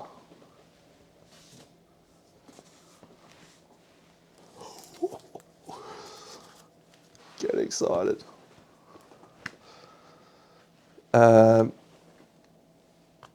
That's a good call. I'll just put the Bone Blade over there, just in case they can't activate the club. Smart call. So that's Death Collector. I'll come back here. Yeah, thank you for that reminder. I am definitely going to forget that. Death Poet and Evermore. Selfish Tenacity, Death Poet and Evermore. Cool. So we'll depart. Fillet is going to gain a Understanding, and once again he's going to gain Tinker. So let's do his roll. He rolls a 2 on the Insight table. And in a settlement phase, that is if you innovate this phase, gain +1 Understanding. Licorice gains an Understanding. Pierogi gains an Understanding. And Zachary gains an Understanding. Cool. I then have to add the temporary bonuses because the app is cooked at the moment. So he's got no bonuses. Licorice has got no bonuses. Pierogi has got a +1 strength token from Jousting. Very good. And Zachary has got, oh, and Pierogi's also got 2 evasion. And a waste armor. And a luck.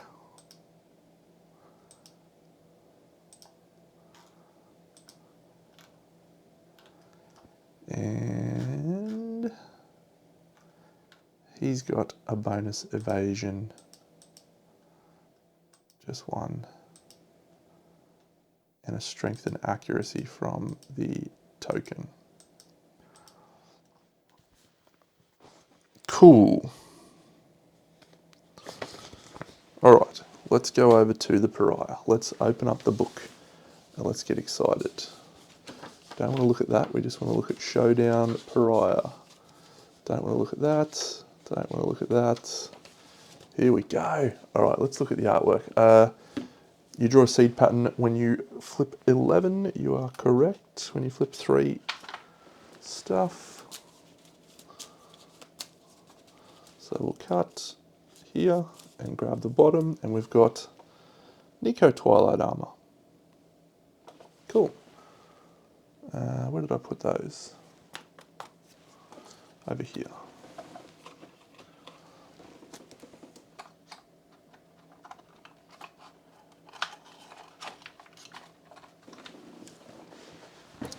Alright, let's read this very closely.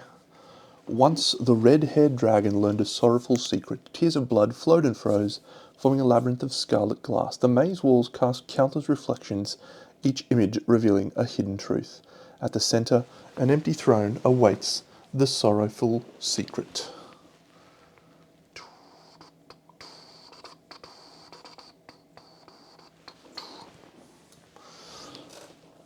So Showdown's set up, so we're on this end.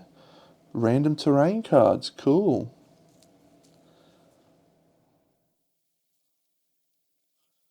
1 hunt XP, weapon proficiency. The survivors go first. Somatic static, somatic static.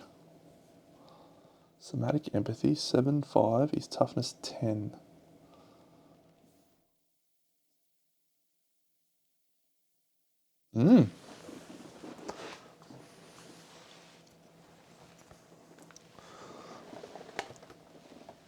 No, that's level 2.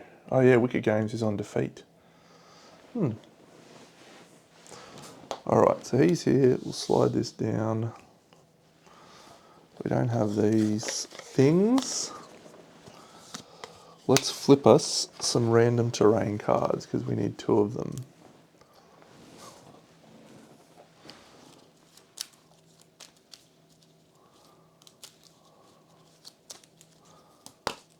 Copperfish Den, good. And a mammoth leaf. Alright, fun. Sure, this is probably the best camera to do it on.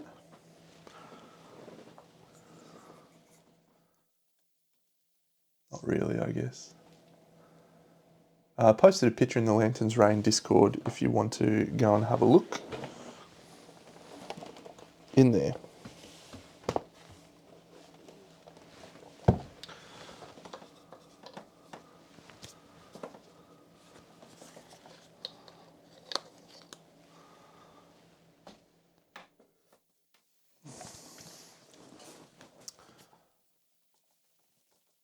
It just says the survivors go first. It doesn't say that we're defending our home.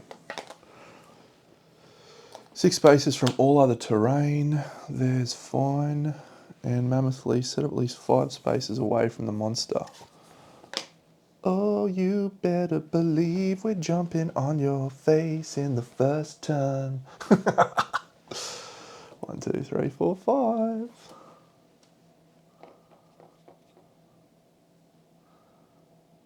Well, that's made our lives interesting. Okay, so Licorice in orange has a bone club. So we definitely want to pounce with her. We'll do our old mate with the crest axe, Zachary. We want to pounce with him. And then we want to do Pierogi with the grapple claw as well, which means this guy can just go and collect the copperfish and get his arm bitten off. Actually, who is that?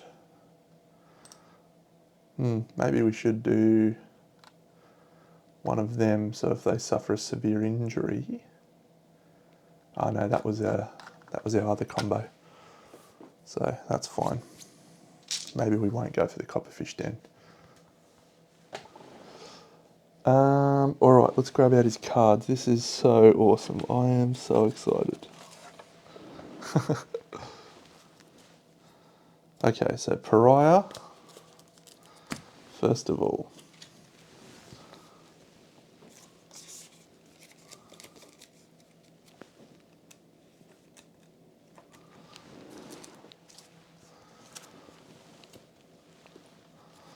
So hit locations, we'll need to shuffle those. We'll check those in case there's any that need to be removed. 2 secret fighting arts. Somatic strain is a survivor status. Somatic empathy is his card. Is there a jagged grotto in play? There is not. So we just have that on everyone. We don't have those.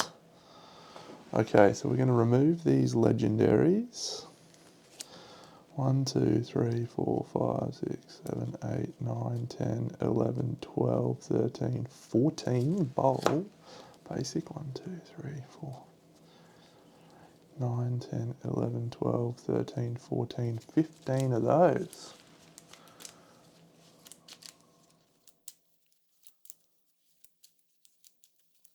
So we'll look at every card, 1, 2, 3, 4, 5, in detail. This is so exciting. 7 of these. 1, 2, 3, 4, 5, 6, 7. Shuffle these together. Boom, boom, boom, boom. These can all go away.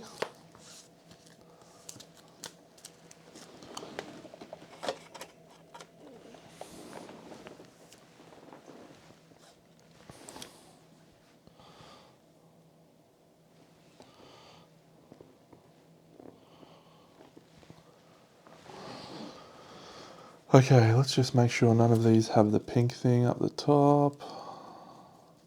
No, alright, so.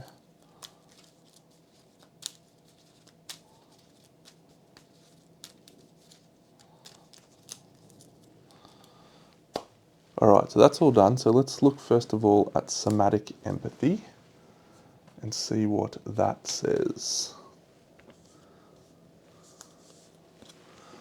So that says the pariah reveal an AI card. Cool, so that's just the one that we know of, which is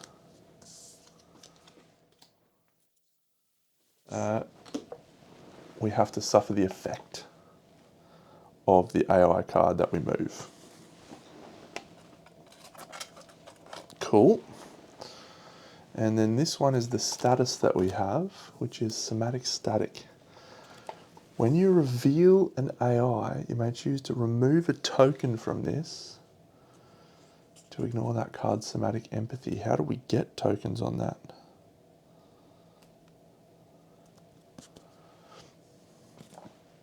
One assumes we'll find out. Just so everyone knows, I use these little tokens, which are from a board game Ankh, and I just place them on here so I don't actually have to worry about having those status cards around. So the survivors go first, so we are going first. Are we ready? Have we done everything we needed to do? Yes, we have. All right, let's actually go with our Frog Doggles Grapple Claw chick first of all. So we're going to look at these two first. Yes, for sure. Let's do that. So there's his basic action. Malice Tantrum.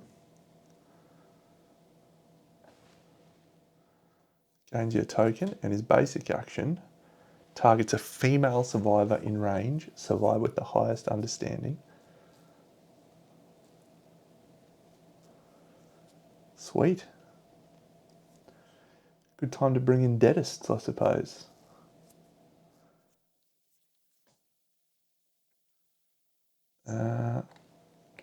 All right. So yeah, so let's look at these. So this is, we're activating Pierogi.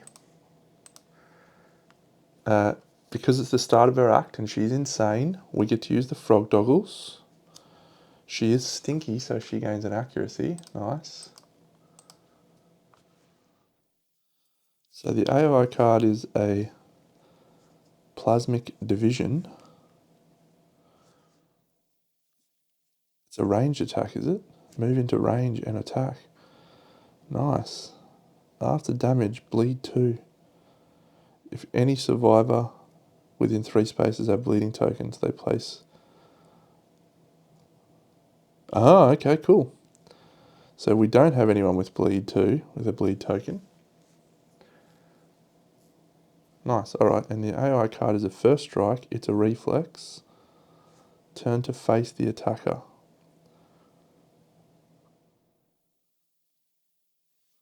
All survivors in the kick zone suffer +1 damage, monster level +1 damage, knockback 5 in the indicated direction. So we're just getting kicked away, whatever we do. Nice. Sweet. All right, well, Pierogi's going to jump. 1, 2. Into his face. And she'll swing with the grapple claw. So she is 2 speed. And she is attacking with accuracy. Do you? Survivors that reveal an AI suffer the somatic empathy. Sick. That's so cool. All right, so we've got a -1 evasion on her. So we'll apply that here. That's cool. All right, so yeah, so we're grapple claws 7 normally. We're going to 5s. We're not in the blind spot. So we're just hitting on 5s. So that's a 9 and a 7. So we've got 2 hit locations to contend with. We have to do this as a first strike. So we don't get to avoid that. But because of the leaping, we will be doing a wound on a critical. Good. No critical on that one.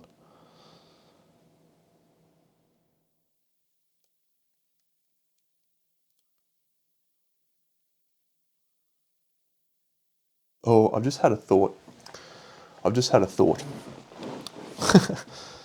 start of our act, we know what this card is. Yes? We know this card is going to kick us.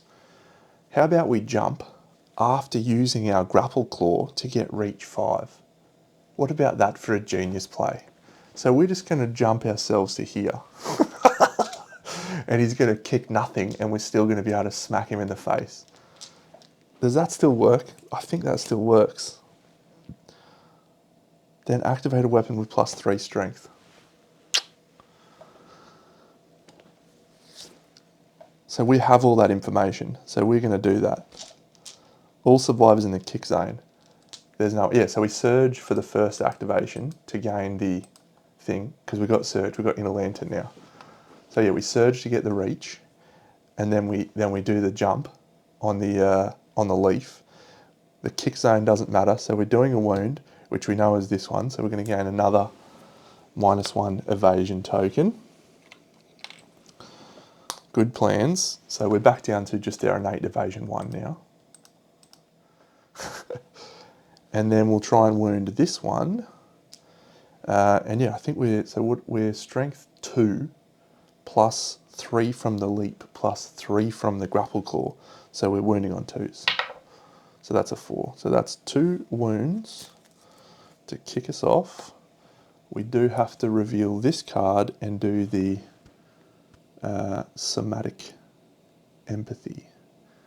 Survivors wounds the monster, reveal it, suffer 1 damage to the body location that ignores armor.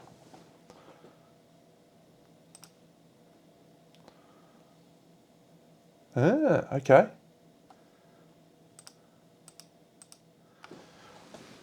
So let's just read this. We're all learning. I'm glad I've got you guys here because I would have stumbled through this. Survivors that reveal an AI card suffer the somatic empathy. Yeah. So when it's revealed, it stays face up. So we're not going to get a second dip. Okay, cool. So she's done. Her activation is over. It was a great play with the grapple claw. I love it. I love the grapple claw. And that's it. All right, so let's leap with the crest axe now. With our friend. 1, 2, 3, 4, 5, 6 to here. And we will attack with our crest axe. We don't have Death Collector. Oh, on arrival, gain a death token. Good.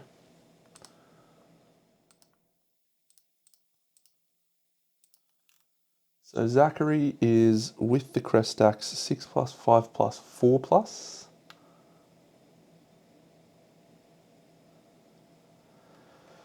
And if he misses, yeah, that's a good call. So if he misses, he gets to add it to the strength.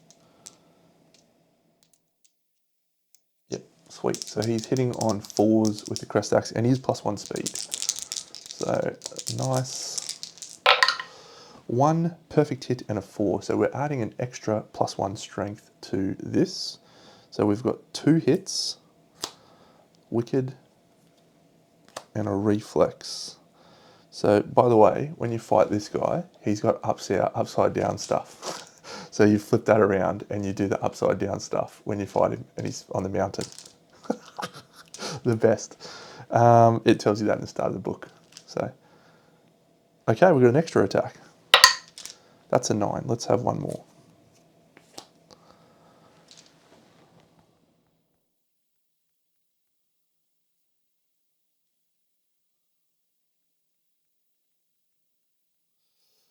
All right, so I think this one's first, and I think, so this is a glimpse, which is fine. This is a failure as well. This is the only bad one. It doesn't have a critical. So yeah, so with the leap, the crest axe is strength 8. Because we're 3, the crest axe is 4, and we've got +1 from the Frog Dog song. So we're also wounding these on 2s. So yeah, so failure on a 2, that's a 9. Failure on a 2, that's an 8. We don't critical because he doesn't have any luck. And this one's a reflex. So 3 wounds. So the first two were failure, so we have to do that one. Let's reveal the cards for somatic empathy. Gain a -1 evasion token. Very good. Suffer the maniacal laughter brain trauma. What?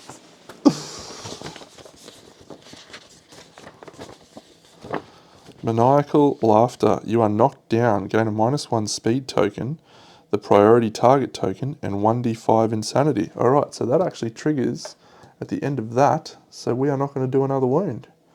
Because we're knocked down, so our attack ends, we don't trigger that reflex. Okay, maniacal laughter. Gain 1d5 insanity. That's 4. Good to know, so we need to do the wounds reveal in order. Okay, maniacal laughter, -1 speed token, the priority target, and 1d5 insanity.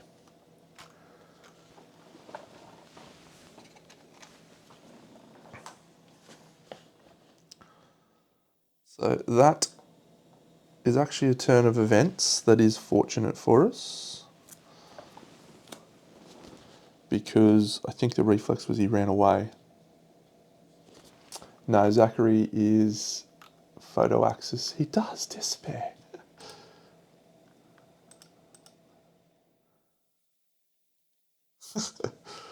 Oh, I don't want that. Just hurry up and get rid of that, will you please, Deno? Next lantern year, that's gone. Next lantern year, that's disappearing. Despair too.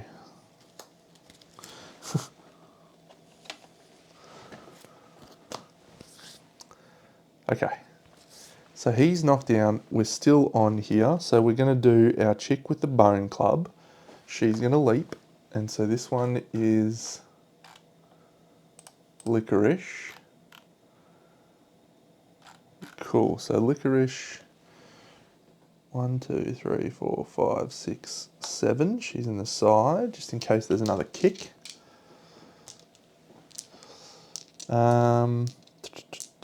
Stupid hunt events. So the bone club is 2, she's only 2 speed. She's accuracy 1, so these are hitting on 5s. That's a 9 and a 5. So let's go. The first one is a parry super dense. Ooh, and the second one is a reflex.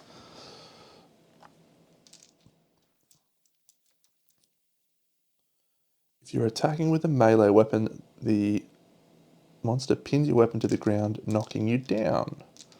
Reflex, if the attacker is adjacent, their blood is chilled by promises, etc. Roll 1d10 if the result is less than your understanding.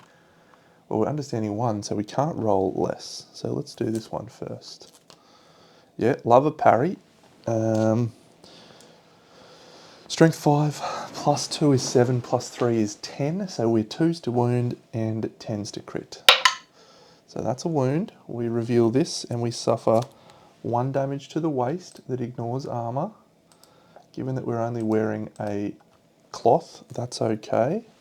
So that is wounded and that one is done. We roll 1d10, it is less than our understanding. It is not less than our understanding, so we are fine. And this one we need a critical, so we need to roll a 10. That's a 7, so we fail. The parry. Reflex. If you're attacking with a melee weapon, the monster pins your weapon to the ground, knocking you down. So she's knocked down. So I just remembered that we have Surge. So that Crest Axe might be the go now. So let's use Licorice. No, let's use Fillet. Can't spend Survival. Pierogi's going to stand up Zachary. Zachary's going to spend a Survival to stand up the other chick. He gains the Survival back. So everyone's stood up. And let's have a swing with Zachary and his Crest Axe again.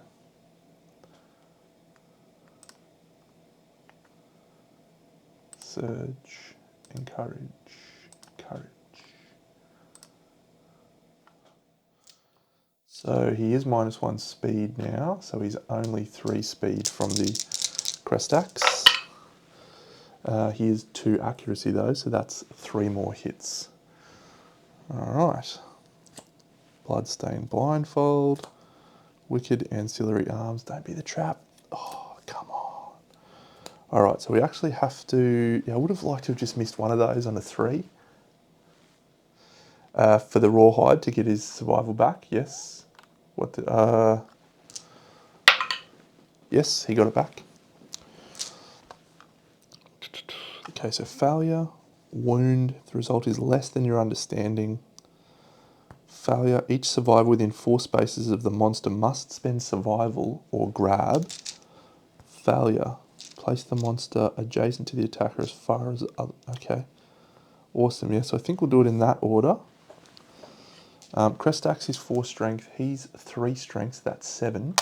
So we're 3s to wound. And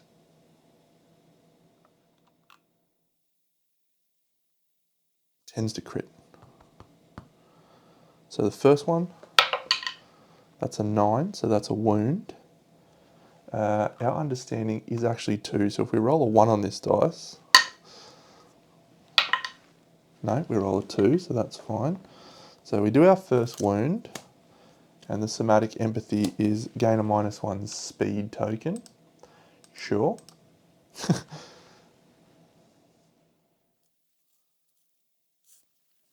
That guy targets the survivor with the most disorders. Sick.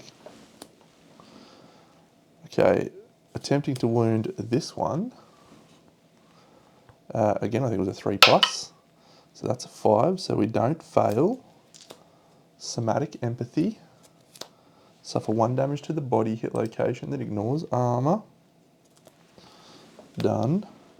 And this one has a failure reaction. We don't fail. So we reveal gain the prey disorder and set your insanity to 0. Oh, that is punishing. Oh.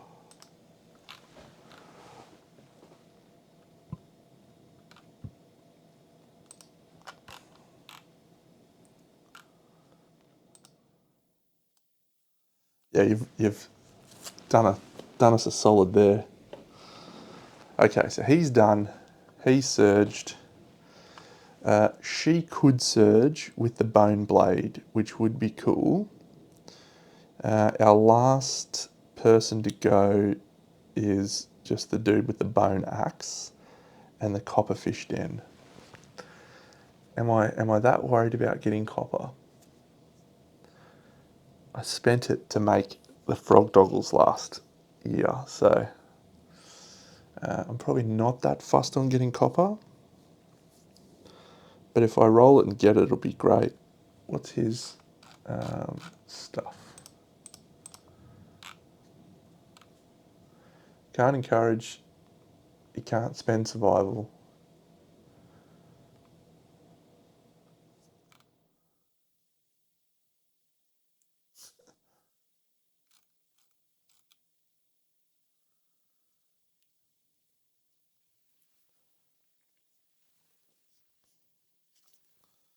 Four. Pretty good. Yeah, so I think we will attack with the bone blade and licorice, but I'm gonna go for the copperfish den. So we're over here. He picks up the copperfish den. If he gets his arm bitten off, he gets his arm bitten off. It's like, what's the worst that can happen? 7. Gain a burnished encephalomata.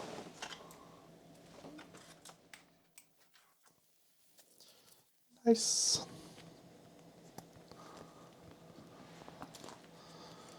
Hey mate, have you watched me play this game? That's what I do. Just roll. Keep rolling, rolling, rolling, rolling. All right, so that's gone. So yeah, and then we will spend a surge on licorice to swing with the bone blade that she has, because we can't swing with the club. So the bone blade is 2 speed, hitting on 6s with 5s for the accuracy. That's a 1 and a 4. Okay, good work, Dano. Talk yourself up and then roll trash. That's our turn. So now the monster goes. We went first, so we don't get to have a free double tap with a surge. So let's flip an AI card, and it is Lash Out. The closest threat in facing and in range, it doesn't matter because Zachary has the priority target, so it was him anyway. Target suffers Blash and Bleed 1, then place a token on somatic status. Static, this attack dealt no damage. So 2 speed, hitting on a 3+, his evasion is 2. So 2 speed on 5s. That's a 7 and a 1. So we're going to suffer Bash and Bleed 1, and we'll take a token on somatic status. So that's fine. And we're going to let that go through so that the AI card doesn't keep going. So 2 on the boots. 1, 2. So that goes there. And he's knocked down, but that's okay. I think that's it. We don't have to do any extra cards, do we? It's not like the butcher. Somatic empathy. When you reveal an AI, you may choose to remove a token to ignore that card's somatic empathy. Nice. Okay. We'll stand him up using licorice and her survival.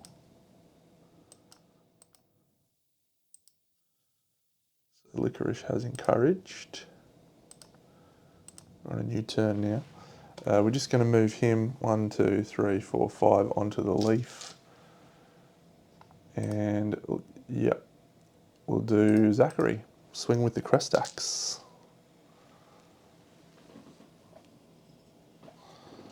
So he's 3 speed. No, he's 2 speed now. That's a 9 and a 7. That's 2 hits. Very good. Very good. Malingering digits and impervious super dense. So it's not a thingy weapon.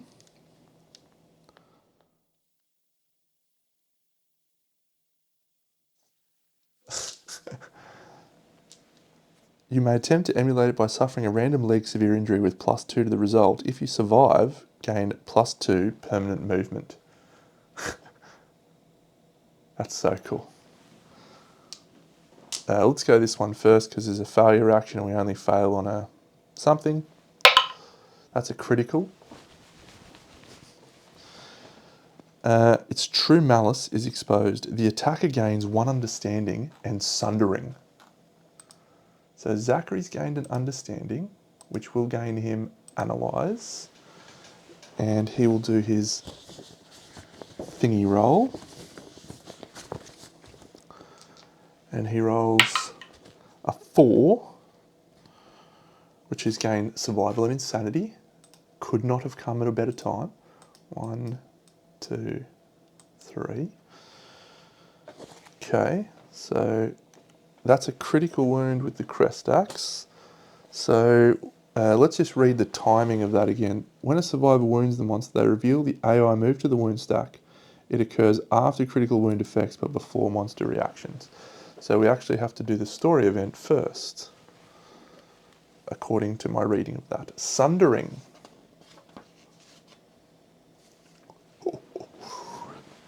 All right, look at this.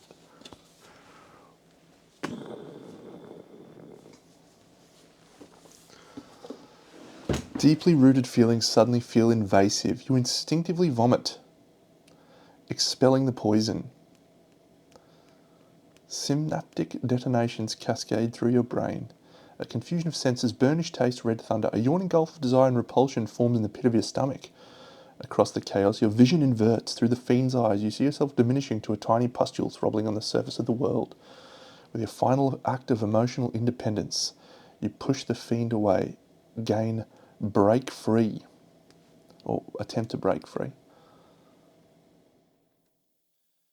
You are knocked down if your settlement is romantic. Oh my god, there's a punishment for romantic.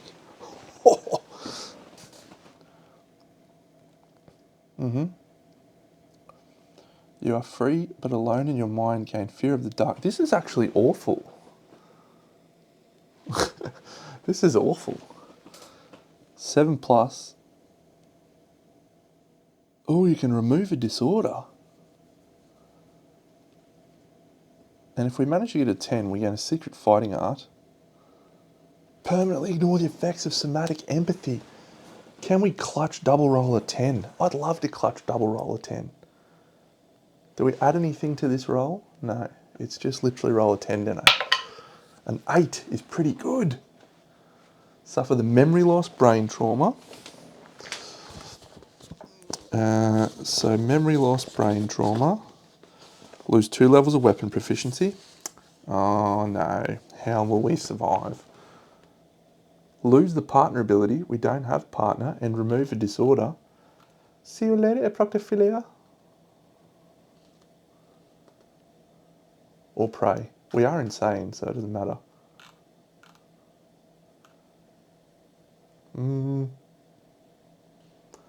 I don't like prey. Proctophilia is not really that big a deal, but prey can absolutely punish you.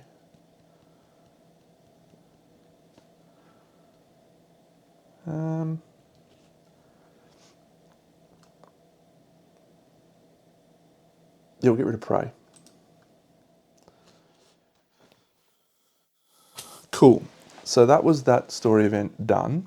So now we've triggered the critical wound. So we do this, but we also placed a token on our character for somatic empathy. We placed monster level, so we've got 2 on there. So we can spend a token to ignore this. Gain 2 negative attribute tokens of your choice. Luck, maybe? Evasion? What's he doing? Movement? I mean, at this point, we'd probably just spend the 2 tokens to ignore. So we spend that token to ignore that. Okay, so this one is a impervious / super dense. So unless we can critical on this one, 7, we don't do anything. So we surge with the stink axe. Do we gain the survival back from our rawhide set? We do not. We are only 2 speed with the crest axe now attacking. That's a 9 and a 4. We hit on 4s. So we'll flip a malingering knuckles and a reflex.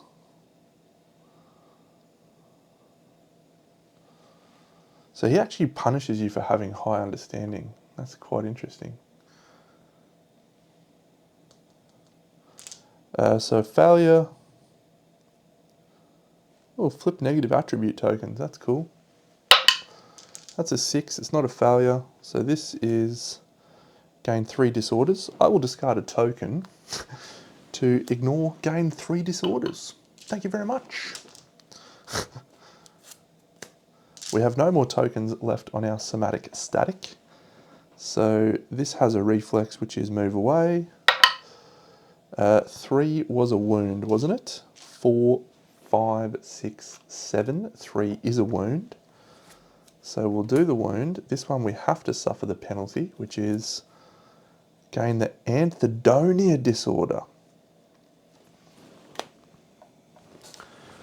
I don't know what that is.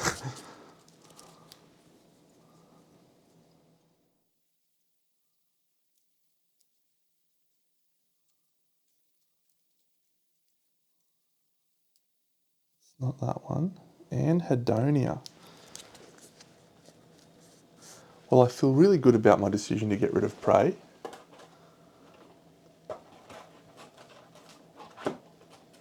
You are always saying you cannot gain fighting arts, secret fighting arts, or abilities. That is an absolutely tragic card.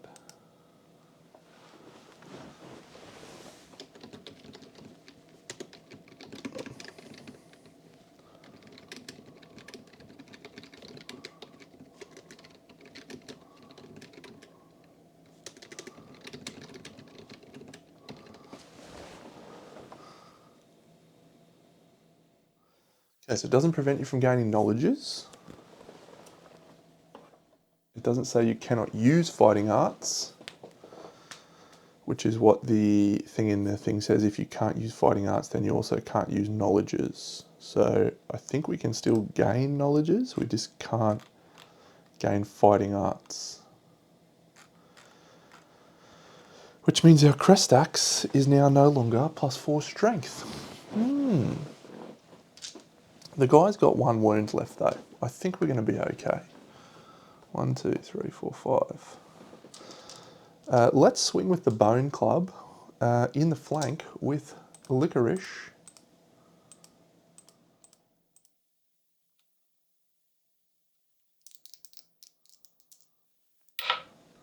That's a 9 and a 6. That's 2 hits. Malingering forearm. Oh, we've got the trap. Excellent. All right. I actually wanted to see the trap. Doesn't matter. I want to see it. All survivors are doomed. Shuffle the wound stack. The attacker reveals cards from the top of the wound stack equal to their understanding.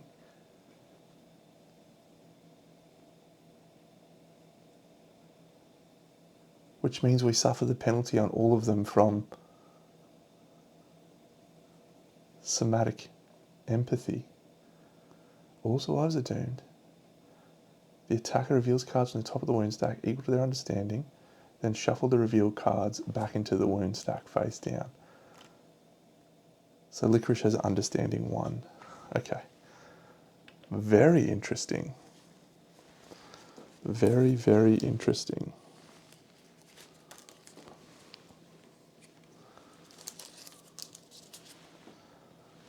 Oh, get rid of that. By the way, the prior has not moved an inch from his starting position.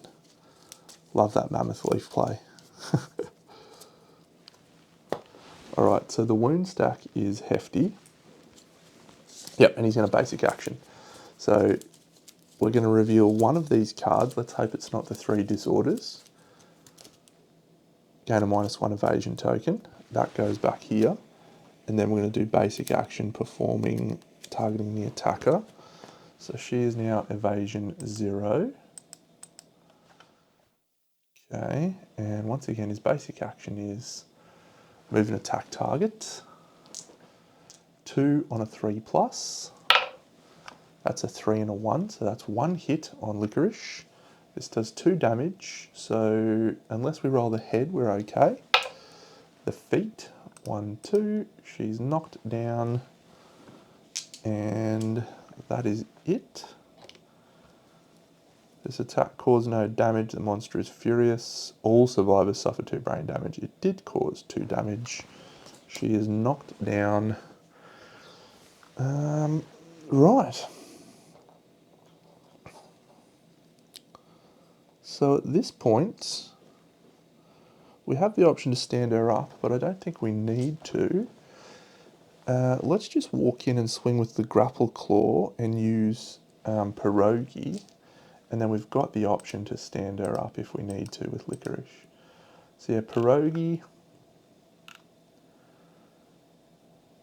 Yeah, pierogi's good. So we know that she's got this to reveal. Oh, actually, what do you do here? That's not in the AI discard pile. That's in the discard pile, not the stack.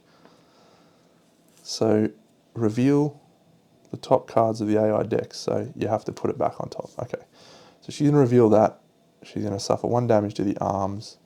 We know that's on top, and there's a failure reaction on that. So she suffers 1 event damage to the, or 1 damage to the arms. She'll swing with the grapple claw. She's hitting on 5s. She rolls a 6 and a 7. She flings this and this. There's a failure. She criticals on a 8 because it is deadly 1. Yeah, okay, interesting. And that one, we moved up.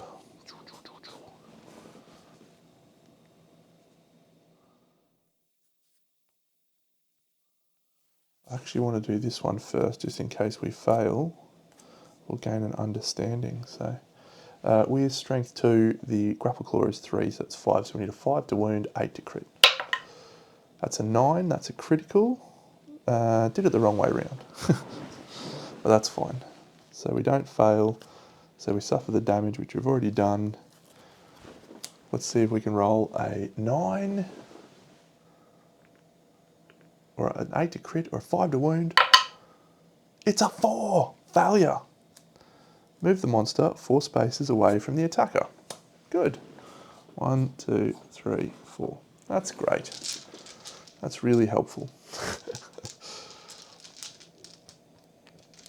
Well, he does his basic action. Female survivor in range. So it can be either of our 2 female survivors. I think we definitely want it to be Pierogi because she has a full boatload of stuff, of armour. She's got nothing else, and yeah, she's evasion 2. Do we want Licorice to die? We're okay with Licorice dying. And it get us another thing on Zachary, another death collector if she dies. So yeah, let's actually make it Licorice. Yeah, it's stationary, like the tree. Very good.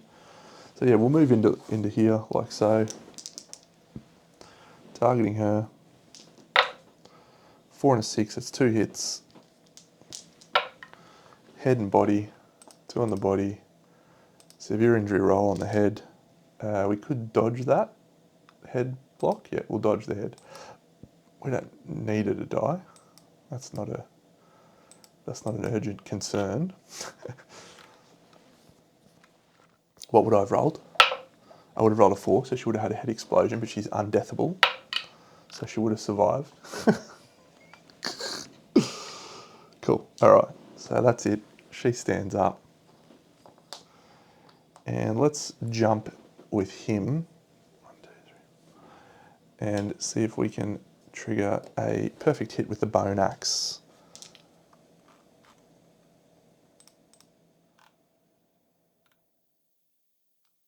With his desperate strike.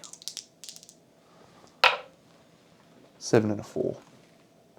So the 7 hits with the bone axe, and we will reveal that it does not have a thing.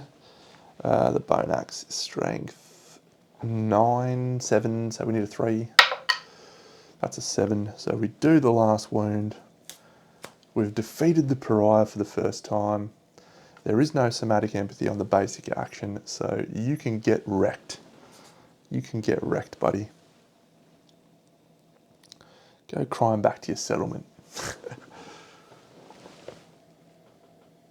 Cool fight. Cool fight. The Mammoth Leaf certainly made that fight feel a little bit better. Yep.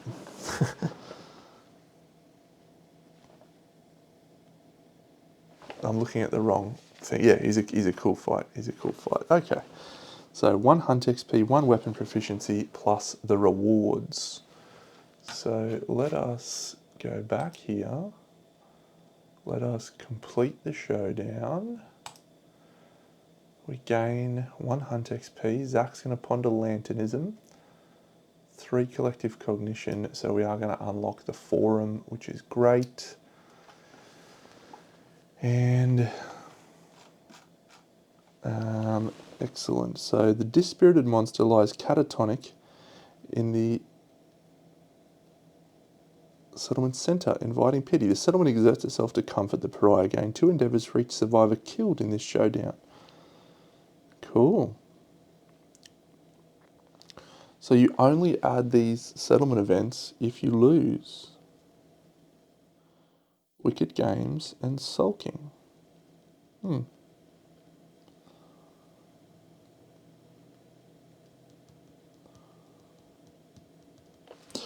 That was fun. I really enjoyed that. I really enjoyed that fight. I'm going to enjoy it more when we're upside down, hanging from the rooftops, trying to survive.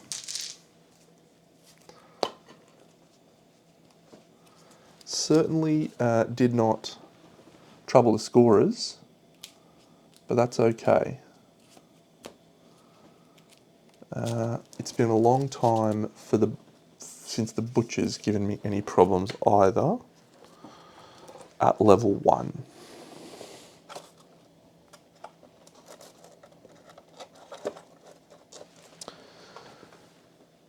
Alright, according to our timeline, we have a story event, but first we will gain endeavours, and we gained 5 endeavours because we had 4 returning survivors and a tinker.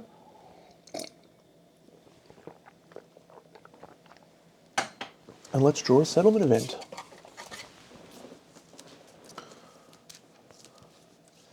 Yeah, I did read the pink part. Yeah, it was if you defeat the level 2, he runs away, and then you have to fight him at the mountaintop.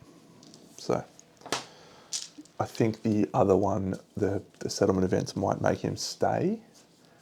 The sulking one, you have to fight him again, maybe. 1 to 6, you can't see that. 1 to 6, so it's this pile. Split it again. And it's this pile, and we're going to card number 6. 1, 2, 3, 4, 5, 6. We have found a dark seamstress. Alright, no bad stuff there. Rawhide corset, leather bodysuit, lantern brassiere, a rare gear. And shan't be purchasing any of those. Thank you for your time, dark seamstress.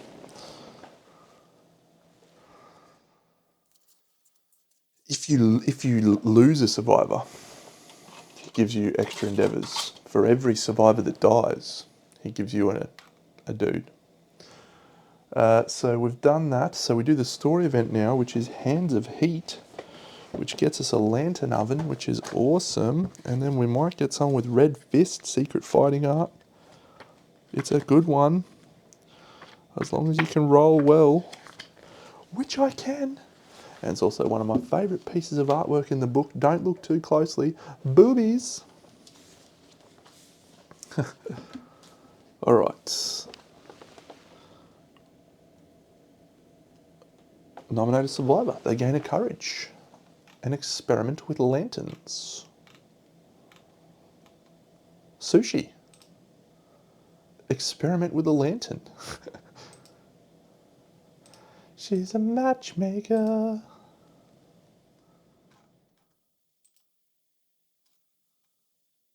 So we'll roll her bold roll. That is a 3. And that is, may re-roll one endeavour result this lantern year. So that's pretty cool. We'll probably try and do an intimacy or with something with her. And she's going to experiment with lanterns. We don't want a 1, 2, 3. That's bad. 4, 5, 6 is the go. 4 plus, actually. 4 plus is the go. A 9! She gains the Red Fist Secret Fighting Art, which means that she gains a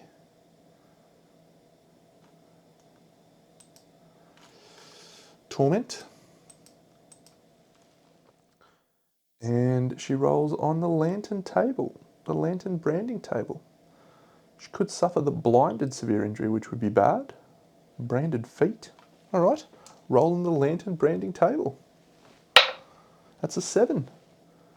Gain a permanent speed. All right. Sounds like we're leaning into the speed strat with sushi. Speed 2. Might need to get a weapon that is not slow, that is 1 speed, because that is tasty stuff. Her being the Twilight Sword wielder is pretty good for us if she's swinging with the Twilight Sword at speed 5 with devastating 2 against the Watcher. Not bad. Oh, I do have to discard half of my resources, don't I? Boo. 3, 6, 9. So we've got to discard 4. 1, 2, 3, 4.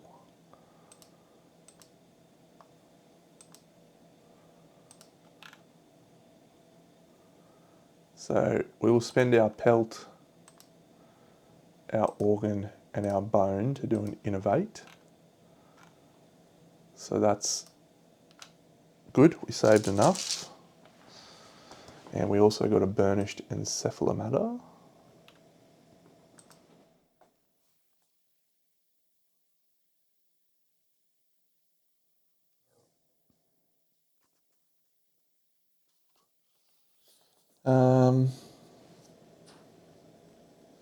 Yes, correct. Yeah, so we're flipping 3 cards.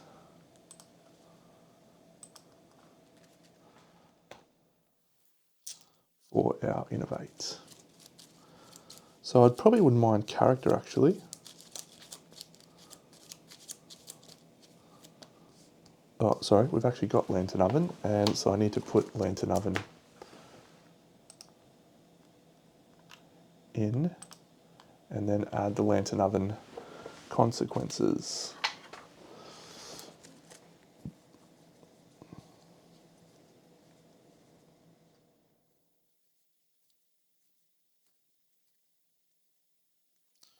Morgue, pretty good for cannibals.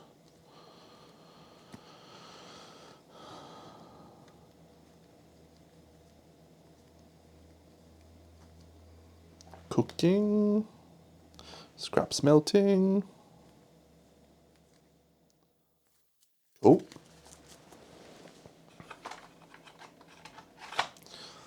So we should have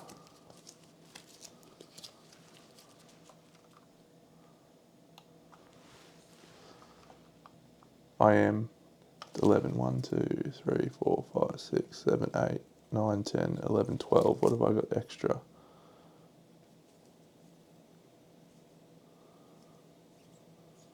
In a lantern, which I put back in. Nice work.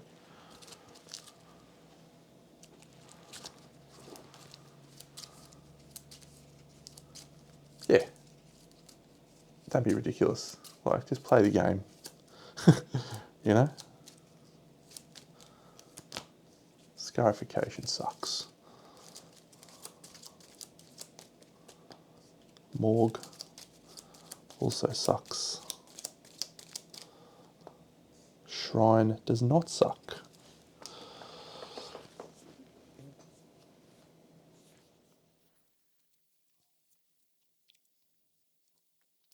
So is that a free result for every 10 survivors in your death count rounded down?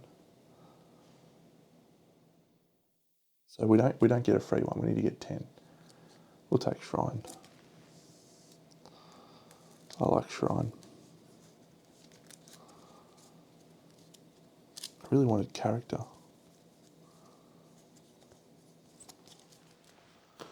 Shrine consequence is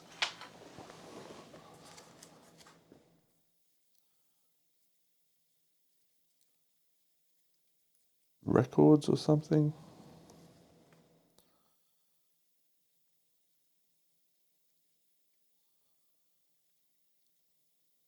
No, that's storytelling. Sacrifice. And that's it. Yeah. Cool. All right. Well, Shrine is fine. Shrine gets us armor. We've got no resources, right? So we've got one encephalomatter and a perfect bone. Oh, we've got forum with this. Yay. So that's another dumb thing, by the way, that we don't... the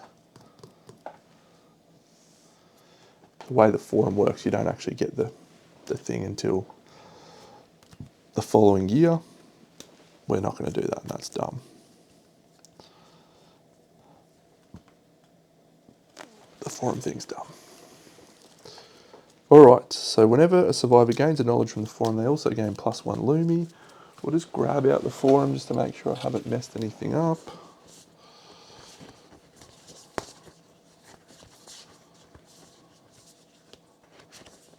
There it is.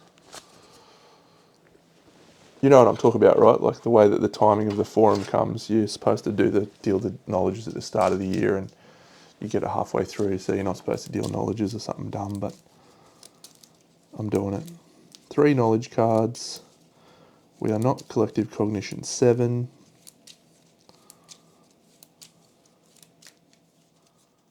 So we're going to flip out tenacity, accuracy training, and good old despair. Yeah, exactly. You can't, it's dumb. So it's obviously intended to, when you draw it this turn, you get it and you add it. So sweet.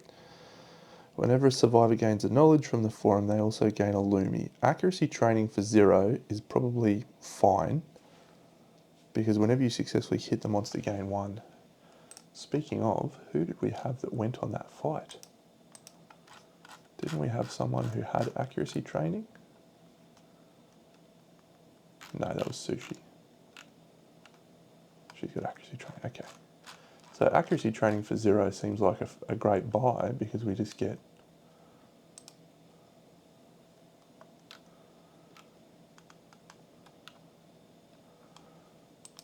Why can't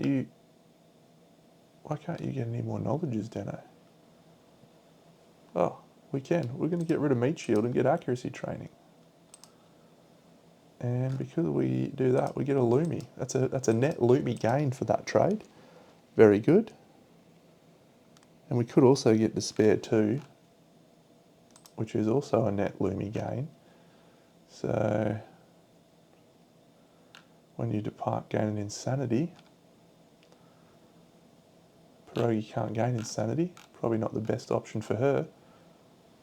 Sushi. Watermelon. I got a watermelon instead. That's going to disappear next Lantern year, but she'll gain an insanity on departure. So that's pretty good. Awesome. All right. And I think we had one Ponder, didn't we? As well. It is a lot of stuff doing these little things. Yes, our survivalist is pondering, is he?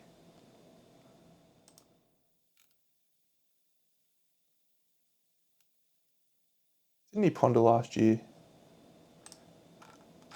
He did ponder last year.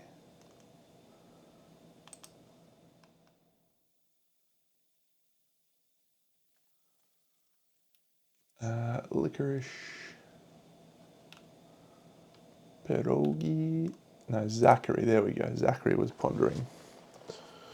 Lanternism.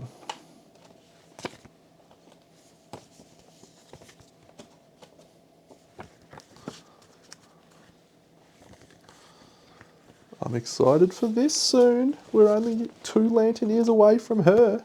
Rocking up.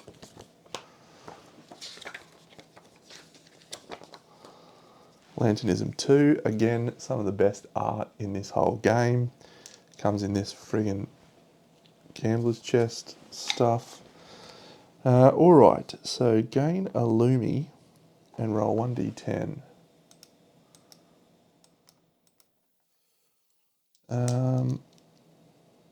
So we don't have collective cognition 13 or 25. Oh, by the way, this is such a great thing. You can get cannibalize and graves.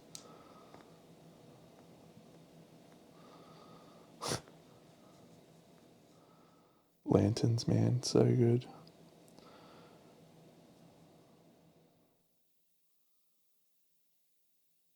What's Lantern Souls? Alright, cool.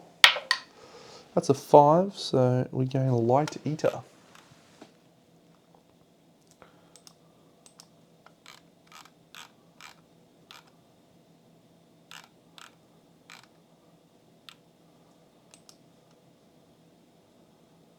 Two death tokens when we arrive.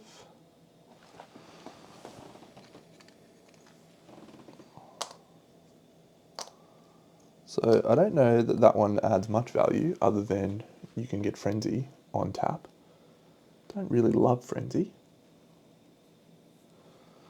But it could be alright with Sad Frog Dog Song, I suppose. Could be alright. Light Eater from Lanternism.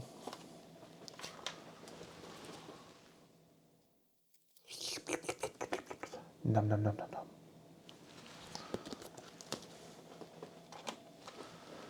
Four endeavours to spend left. Can't build that. Drafting table, yes. Lantern Horde, we've done. Shared experience could be on the cards. Leather making not happening. We do have 3 omens. Oh, sorry, we've only got 2 omens, but if we go hunt a level 2 frog, we could pick up another omen, which would let us do the Mianabi. So I think that's what we're going to do, level 2 frog. And that'll also get us the lure thing, so we can get copper. We could try for copper, I guess. Go kill a bullfrog dog, make some copper stuff. And reroll on one if we use sushi, yeah. So literally, it's probably organ grinder for intimacy. I really wanted character. Or drafting table for seed patterns.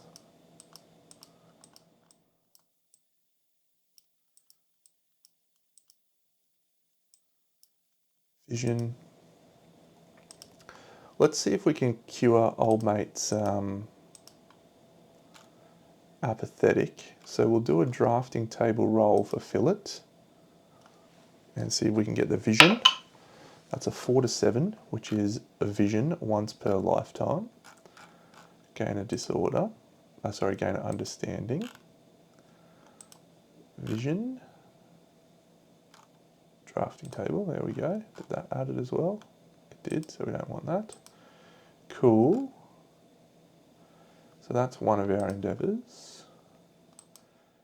And then, yeah, let's go on the have a baby table with sushi. So that's a 4. And that is gain a survival. So yeah, she'll try again. That's a lantern 10, so she's going to have a baby. And then I reckon we'll do old mate as well for a baby. I've got a grand feast. We'll do her again and see if we can get another baby. So we're going to re-roll that 3 into a 6. All right, so she gains 2 survival, but we do have a baby. Sushi. So Ark Survivor, Intimacy. I just need one more table, I reckon, just one more little table. You guys, I've got so many cameras floating around here and stuff. It's crazy. Let me explain how many cameras I've got, all right? This camera is the books camera, and it is sitting right here. To the left of me, I have a camera which is what I call the card display camera. It's sitting here where I can put cards on display, as it were.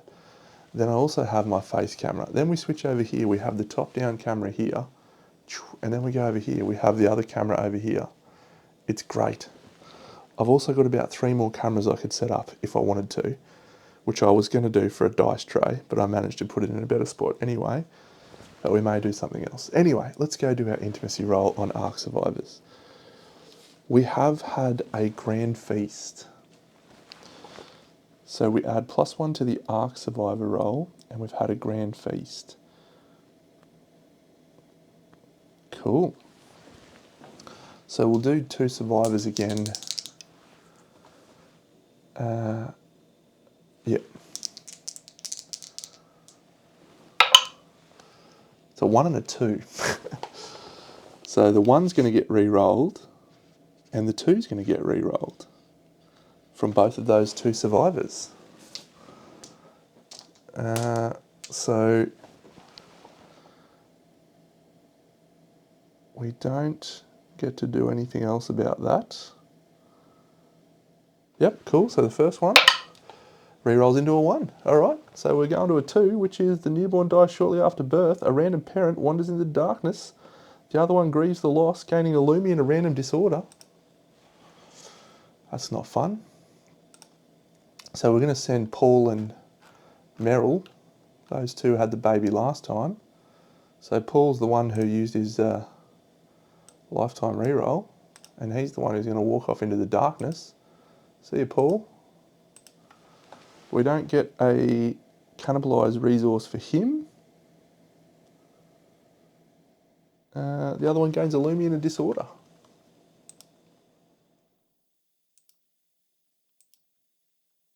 Meryl. We need to change Meryl's name now.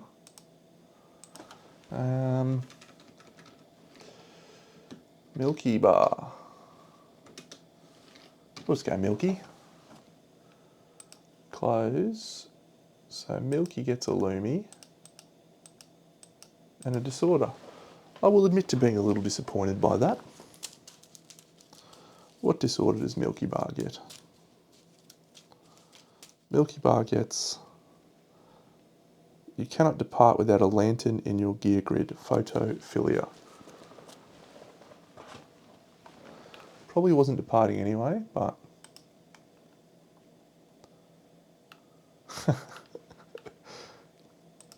Oh, not that one. Photophilia, that one. So settlement health is back down to 10. Would like to make that a little bit more. So level 2 Frog Dog, we will face off this Lanternier.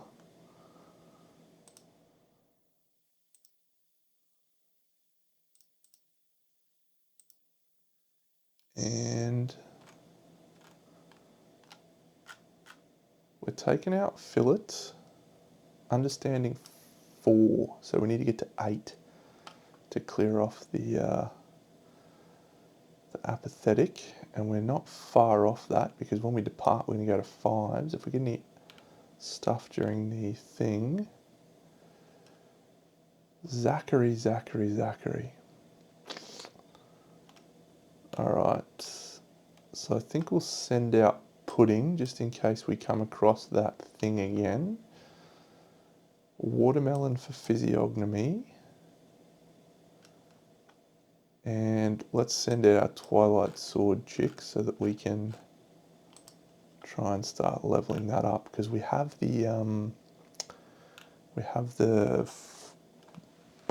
mammoth leaves, so we can jump off the mammoth leaves.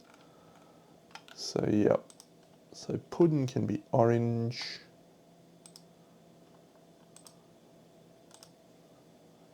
And let's grab out a new colour for Sushi. She's our Twilight Sword wielder, so she can be red.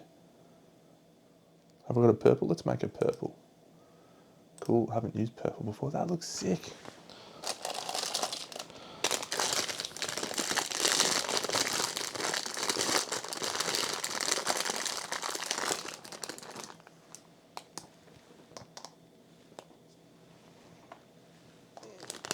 All right. 9:30. Do we have a crack at the? Do we have a crack at the frog dog now? Sure. Let's do it. Let's froggo it up. Level 2 frog dog. I think we can manage. We got surge. So, I wanted to do shrine. That's fine. We'll be fine without shrine. We'll be okay without shrine. Probably. Froggo. He goes here. I think we'll have a look at that in a second. Song of the Brave. Now, innovations-wise, I feel quite far behind at the moment. So, I need to grab a chick with the Twilight Sword. I'm going to grab the White Fang.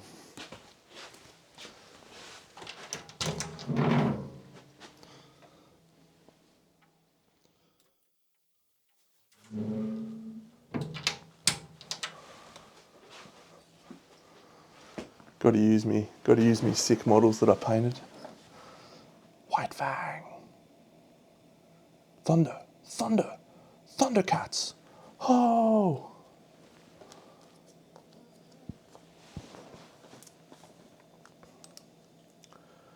All right, so fillet. Desperate strike, accuracy training, apathetic and blind. Cool. So yeah, we'll just give him that again. We'll clear the bone blade. And he's got a cloth, so we'll put a cloth on, because we did lose a cloth. So fillet's fine. Puddin can have the club guy set, which also has a bone blade. Save. Sushi, we will give the copy of Zachary set, and we'll call it Twilight set, and then we'll give her the Twilight Sword.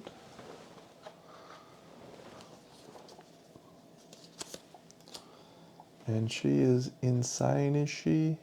She is, but we'll give her the Twilight Cloak anyway. You cannot depart with this if you have 3 understanding. She does not. So we'll put the Dormant Twilight Cloak there as well. So that's cool. So she's fine.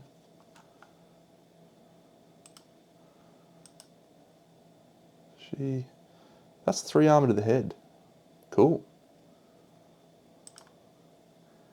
And Watermelon is going to stay with the Froggo set with the Faceism and the Grapple Claw. Cool. Yep, alright, so actually Watermelon doesn't have eproctophilia. Sushi does have eproctophilia, but she's got the crest axe. And Puddin just has Hoarder and Quixotic. She's not insane when she departs, so that's fine. And Fillet has Apathetic. Fine. I don't think there's any more events coming for Pariah, no. Not that I know of. But who's to say? There may be more.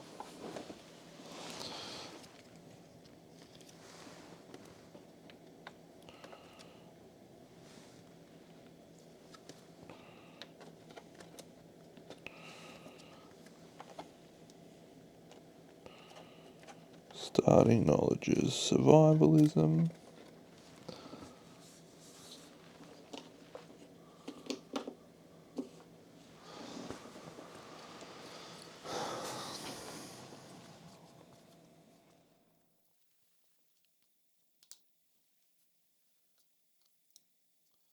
That's our facist. We're going to use the glow model. That's our Sushi with the Twilight Sword. Fillet, once again, in blue with his shield. And then this chick, who's that one that's coming out? Pierogi, no, Puddin. Yeah, let's make Puddin this chick, which is Zelda. I don't really show off my models often enough, probably not. But yeah.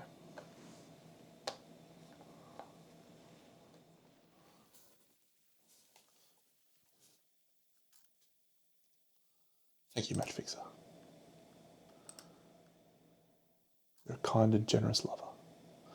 Departing survivors gain 1 survival.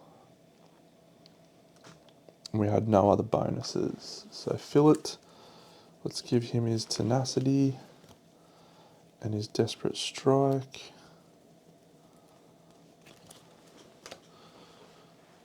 And his accuracy training, which is cool. He's got all 3 of them. Puddin's got nothing. Sushi's got tenacity, accuracy training, and red fist. That's nice. Tophobia is if she gets knocked back. Yeah, she gets brain damage. Watermelon's got Facism and Stone Heart from Physiognomy. And that's it. Cool. Yep, thank you. Good fun. So let's depart. Fillet. Understanding 5.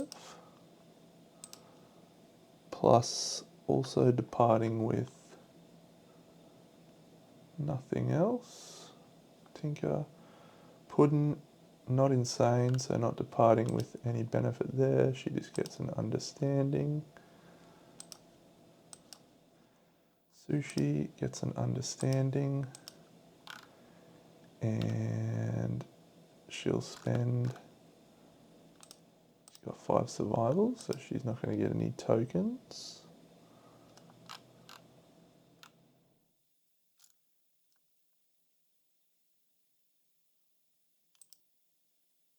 With tenacity too. Yeah. Can't do anything about that. We can't gain survival. At the start of each showdown, each survivor gains a +1 strength token. Survivors may spend +1 strength tokens in place of survival. So I think even though he's apathetic, he can actually do a surge once with that strength token. Sort of silence, yeah. And when she departs, she gains 1 insanity. Alright, so she's got 1 armor at the waist.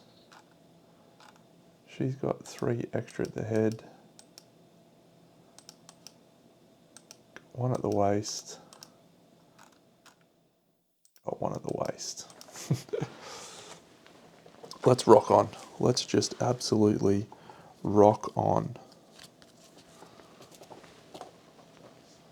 Oh, I just realised that we are actually at 6, which means we've also got frog kick. That's interesting.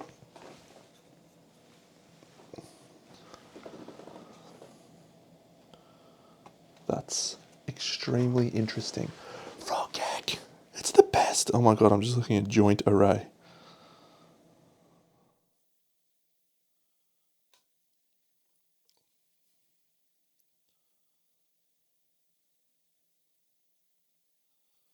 That's cool. Okay, I don't want to look at feedback loop yet. We'll worry about that when we get to it. Frog kick.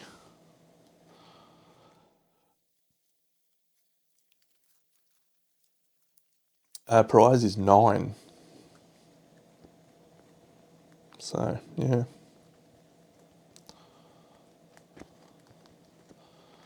Frog kick is literally my favourite knowledge of all of the monster knowledges that has ever come out in my campaigns. Hey! When you attack with fist and tooth. So who do we want to gain that? Who's got an innate accuracy? I really wanted to get that Monster Claw style. I really wanted to get Monster Claw. So it's probably going to go on Watermelon, but then she wouldn't get the Despair. So let's do that. Let's give her Frog Kick.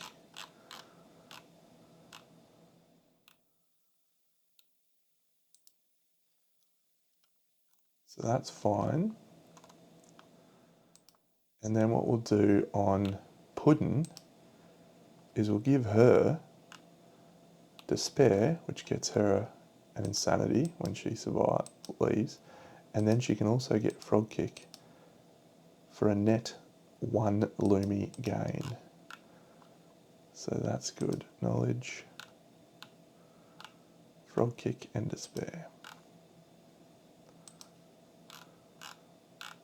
So we've got 2 people with Frog Kick. The sooner we can level up Frog Kick, the better in my eyes. When you attack with Fist and Tooth, yeah. So having her with it is good because she's got the Lucky Charm. So, cool.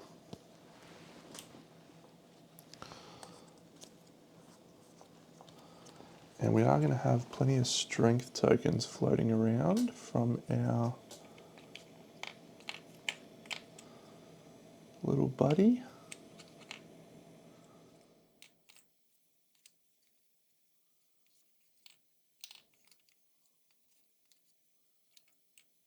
There's me speed tokens. There they are. We do have the leather worker, but we just don't have any leather. We don't have any hide to actually turn into leather. So we have the leather worker. Just can't do anything with it. So we need to get some resources, is the situation we find ourselves in now. So level 2 antelope may have been a better choice, but that's okay. Let's hunt ourselves a frog, because I do want to finish this frog set, if we can. So we are going to have an overwhelming darkness, which means we're going to have some fun rolls coming up. Cool. So no Death Collector, no minus evasion. Oh, this guy's bad, isn't he? He does stuff with mature.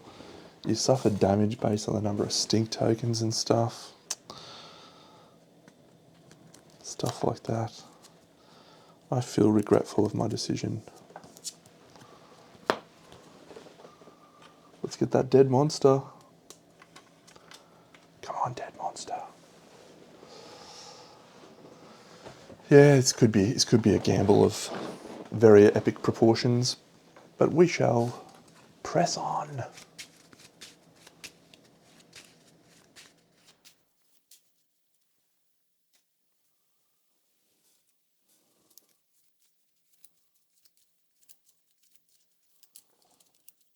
All right. So we've departed, everyone's good. Alright, so the first hunt event is an Ark Survivor hunt event. It does exist. Roll 1d10 on the Ark Survivor.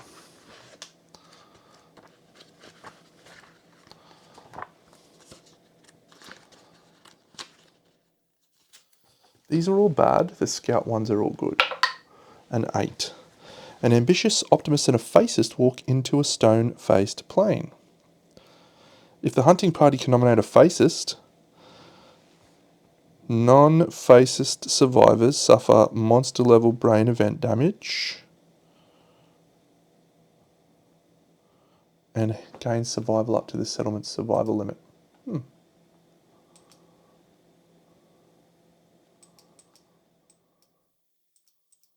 So 2 insanity, 1, 2. Puddin'. Fill it. Alright.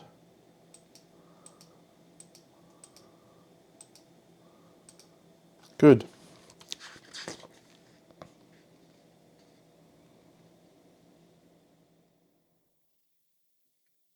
Cool. Could have been worse. This one is a Froggo event, and it is Interloper. If this is the first time hunting a frog dog, get friendly. Otherwise, the creature's origin cannot be unseen. Let's do some decisive murder, I reckon. Murder. Gain a random frog dog resource.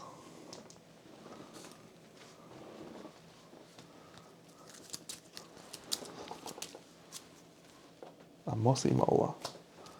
I don't need bone, I just need hide. Will you give me some hide, please? This one is a random event, and we are going to roll 90. Is that the lost survivor? Dude with the crazy hair? Light on the horizon.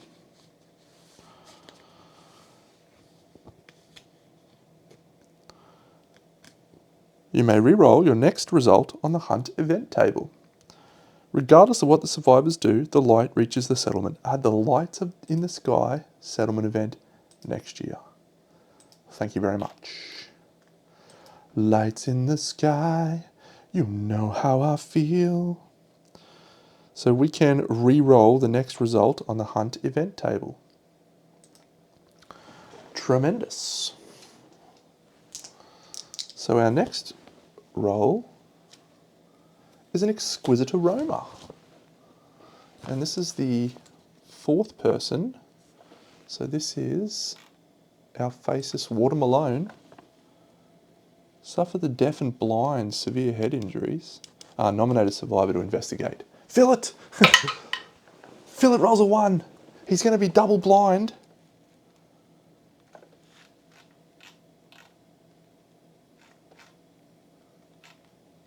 Oh, this is when you suffer a severe injury, gain a progress. Maybe I should go her.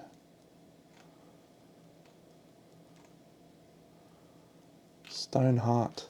Because deaf and blind is 2 guaranteed. But we'd prefer to get the fish.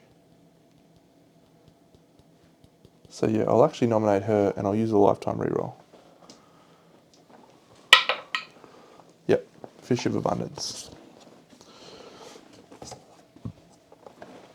Possibly the wrong call. To use a lifetime reroll. I don't think we need to worry about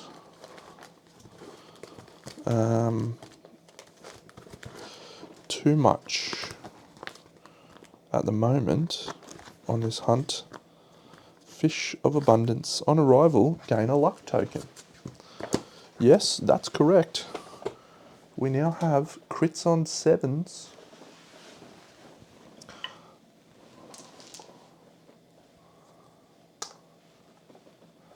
Alright, so another frog event is Fits of Laughter. All survivors gain 1d5 insanity and we roll a random hunt event. So watermelon gains 2.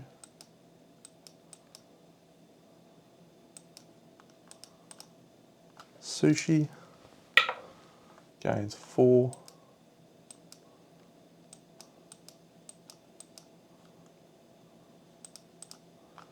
Pudding gains 5. Fillet gains 3.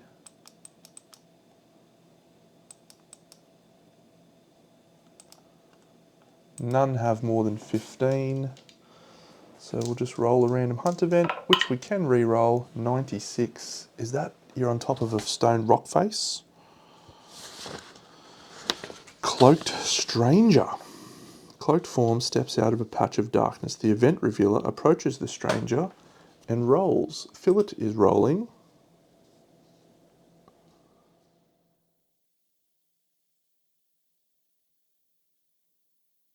All right. Fillet, roll something good for me, mate. That's a lantern 10. The stranger orders you to organise a test of strength. Each survivor must roll 1d10. All survivors lose 4 survival from the exhausting fight. Someone's just gaining iron will. We did do departing understanding with thank you. So fillet, next one, next one, next one. Fillet's just gained iron will. What an idiot.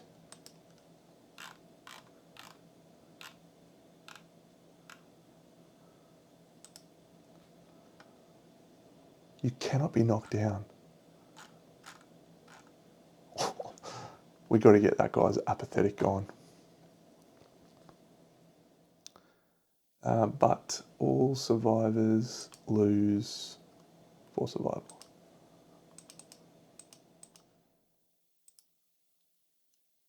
All right. Overwhelming darkness. So we're all rocking the path of the insane, except for Sushi, who's on the path of the brave. So, overwhelming darkness, path of the brave.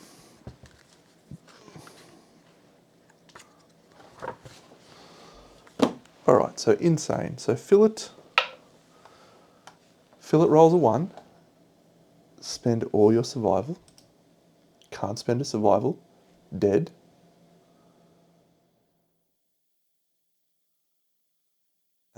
So we will use a lifetime reroll. Into a 4. 1 event damage to a random hit location to the boots. Very good. Fillet's lifetime reroll gone. I appreciate that not even a little bit.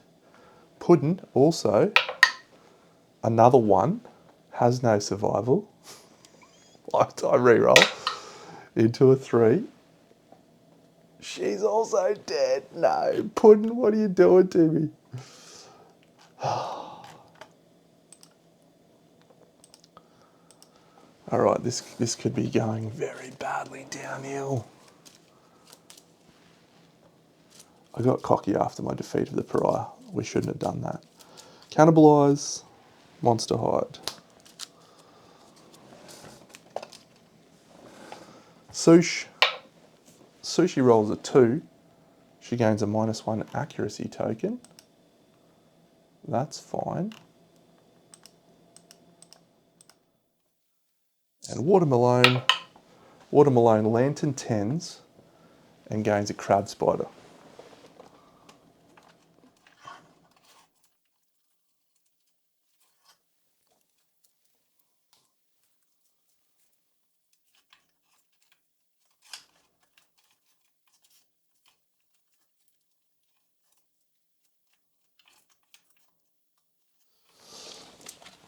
Well, fortunately, the person that we lost was not anyone that we were too worried about.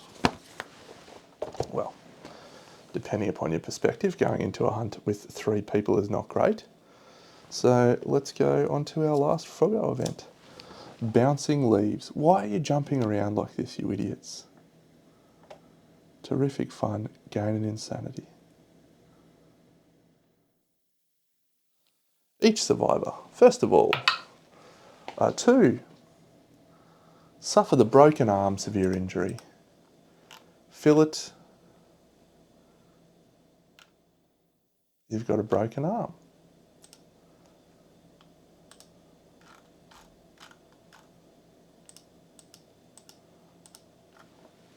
Sush. That's a 9. Sushi can start on any unoccupied board space. And fillet. That's a 9, can start on any unoccupied board space. Probably should have gone to bed. We start the showdown. You make a very good and compelling argument.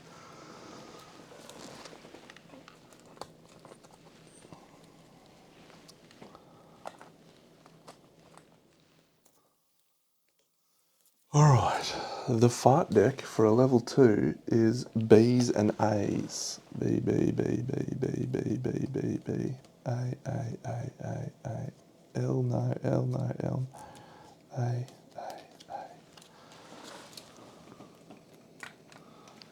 And does he have mature?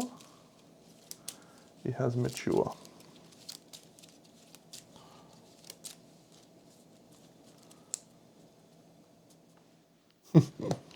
I'm sure you've done a wonderful job with your airbrush.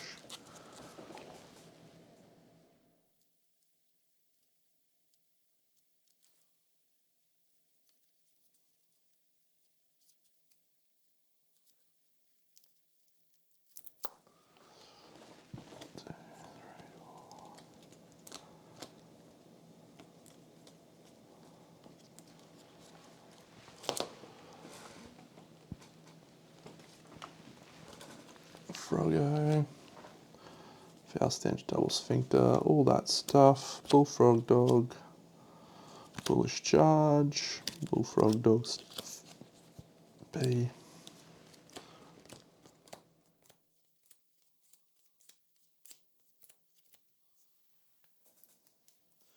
So we're starting this fight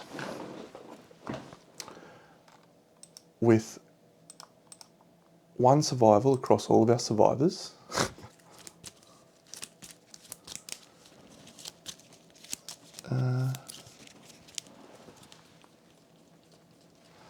And we're starting it with 2 lifetime rerolls gone.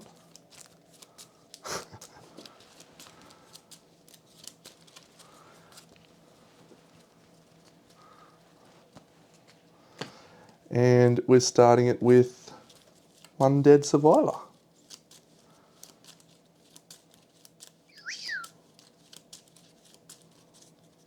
That is suboptimal. Don't have any of those, no.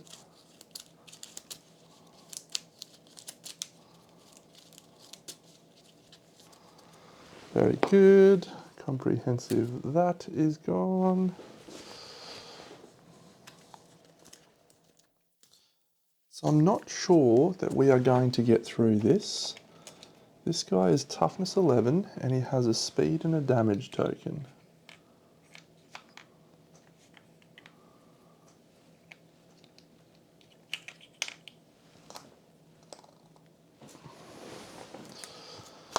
So if we don't get through, that will be fine, but we will be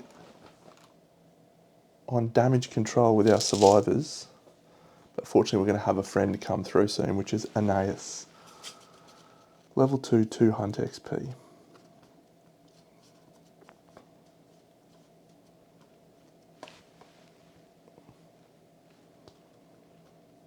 Bioluminescent tonsils. 6 frog dog. Yep, alright. So that's 2 more mammoth leaves, that's all we need. 1, 2. And then with our physiognomist, we get to draw 2 additional cards and choose 1 to keep. Definitely should have gone to bed.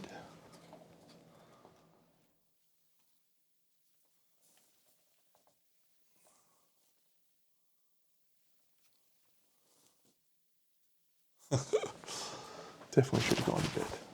All right, so she's dead. Who do we want to get targeted? Probably the person with the most evasion.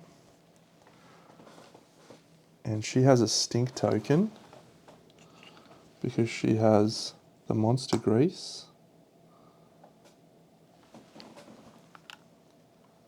Watermelon has 1, 2. Luck.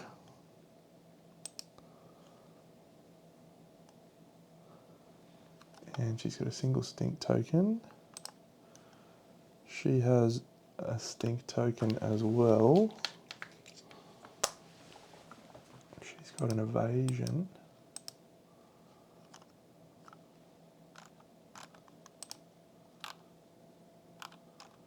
And he's got absolutely nothing. Do I want him to just take the heat? He cannot be knocked down. That's pretty awesome. He's got to survive, come on.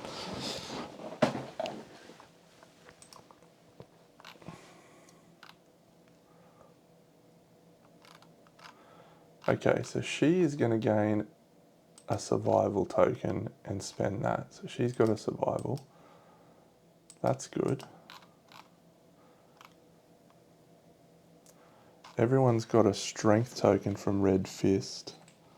That's also good. Yeah, maybe we're not out of it yet. 1, 2, 3. So strength token. Strength token.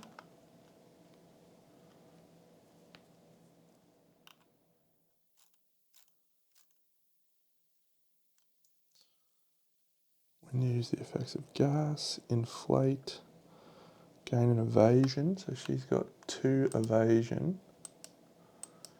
Yeah, it's definitely winnable. It's probably tougher than I'd like.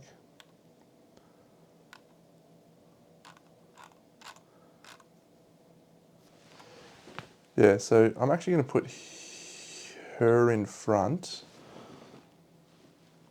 and she can start anywhere she wants, as can she. So she's going to start here, and he's going to start behind.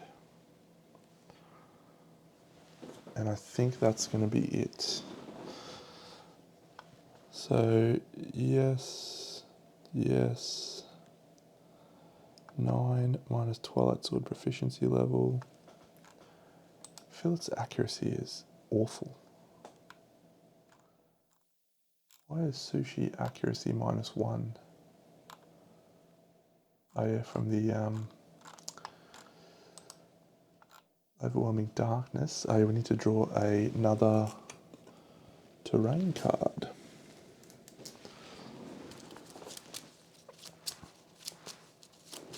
Another 2 actually, so we get a giant stone face, not helpful.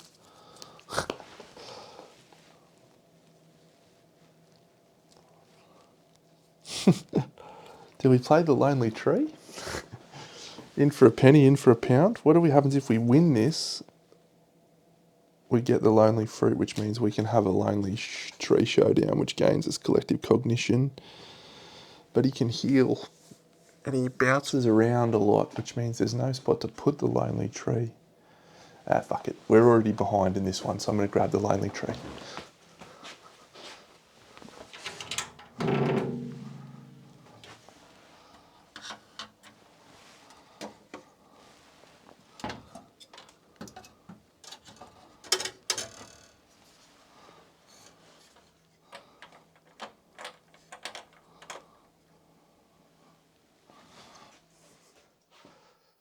Definitely should have gone to bed. Set up at least 4 spaces away from all board edges.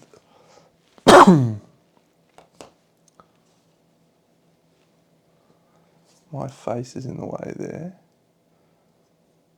So I need to get Monster Fruit and Nightmare Fruit from the trees cards.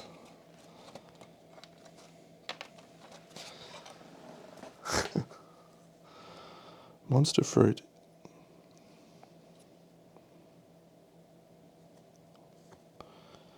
Monster Fruit, and Nightmare Fruit.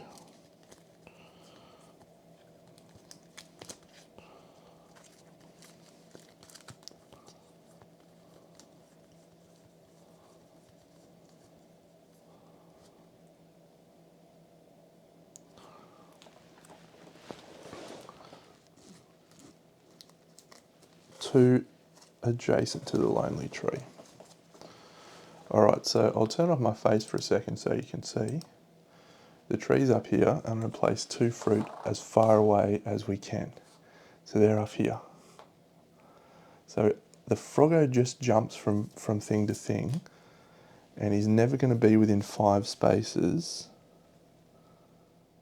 of a nightmare fruit, assuming he doesn't move around. So I think that's a good play.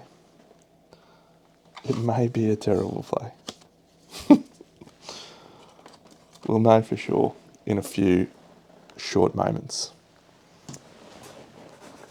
Oh yes, you probably haven't seen my tree. There's my tree. Looks great. Alright, my face can come back on because we know where that is. Alright, lots of stuff. Lots of stuff to remember. Let's hope we remember it all.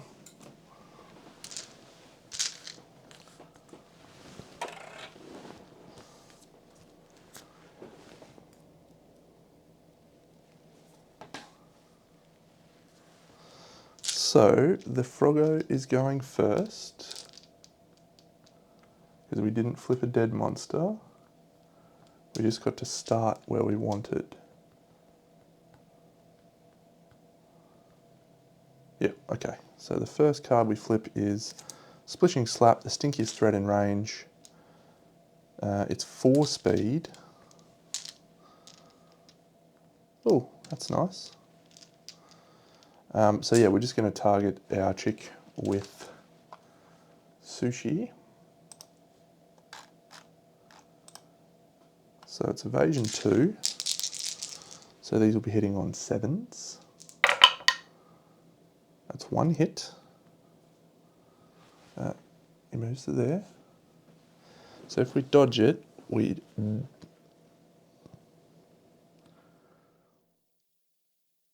got the rawhide set. So we could dodge.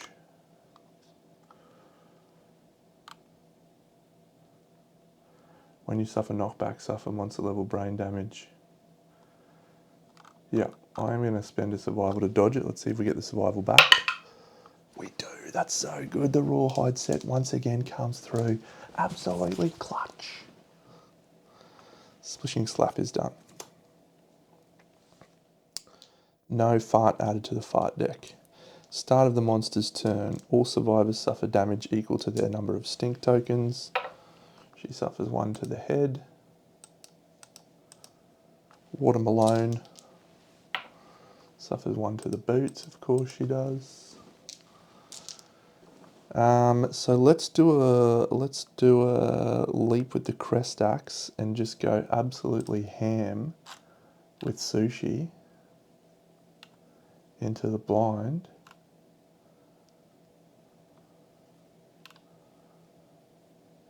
Oh, she gains an insanity when she arrives because of the stink token, as does she.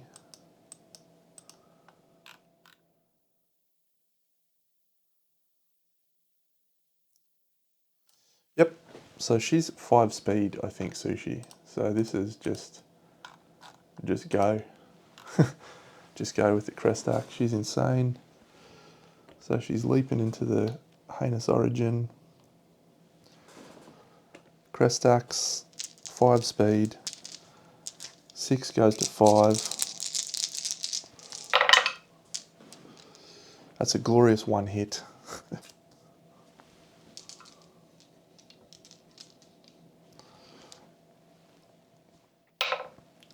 But it does do a wound, so that's a good start.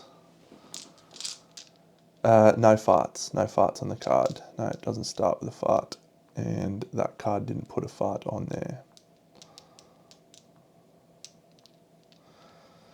So I guess she probably goes for it again with a surge.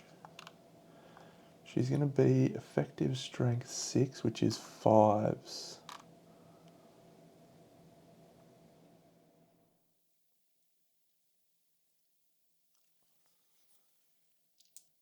Yep. Will surge. Does she get the survival back? No.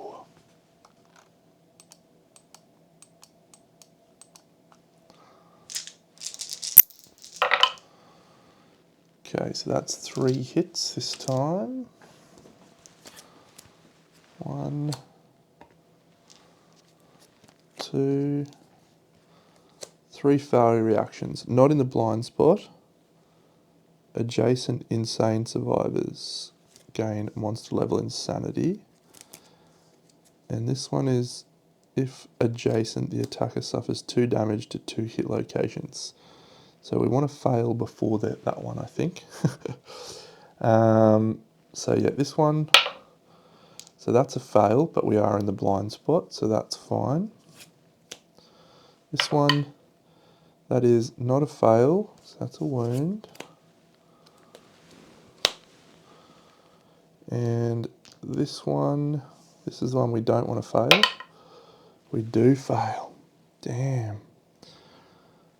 Full move the monster away from the attacker.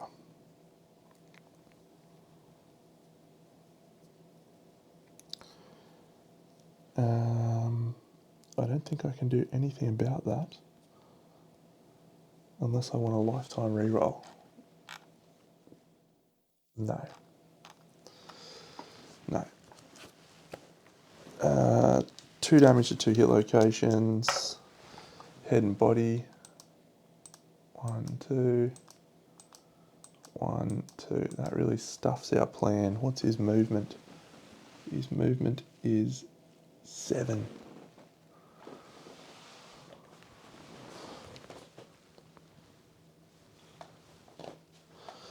So we'll spend a survival to stand her up. Do we gain the encouraged survival back? We do not.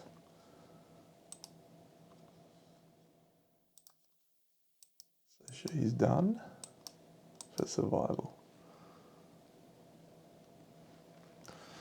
She'll bounce into the front. She has to be attacking from the front because of the facism. 2 glorious hits. Trapping. Blech. All adjacent survivors suffered 2 brain damage. Not her. It's not going to be our day. Well, we did smack the pariah around, so it's probably been our day.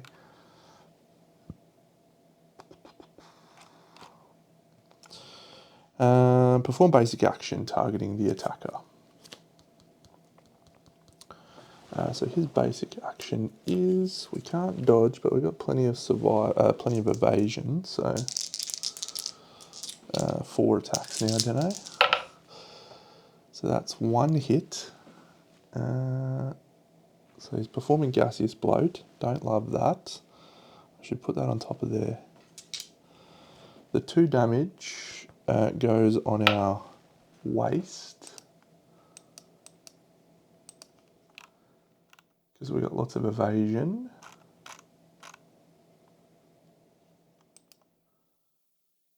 And that's it. Perform basic action. That's it. So the fart's there. We shuffle this bad boy.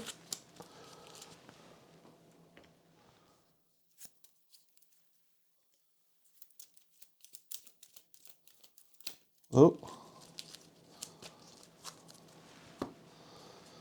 And we'll put the fart here so I remember to do it.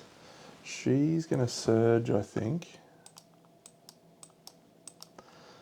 It's probably a waste, don't I? She's just got an extra accuracy too.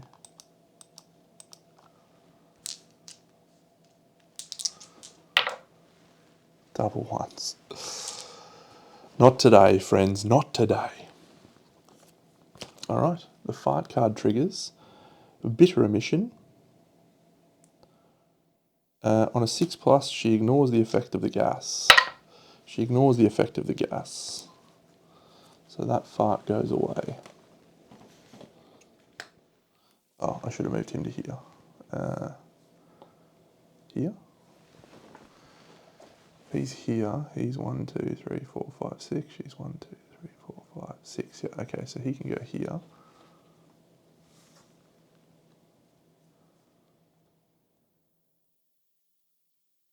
And she's still closest. Okay, cool. Yeah, gas mask coming in is good. Alright, so AI. Oh, she did gain a stink token though. No, she ignores the effect of it. Yeah, sweet. Confusion. Non-adjacent threats.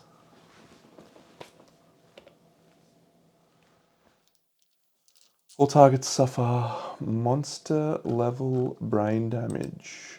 1, 2. 1, 2.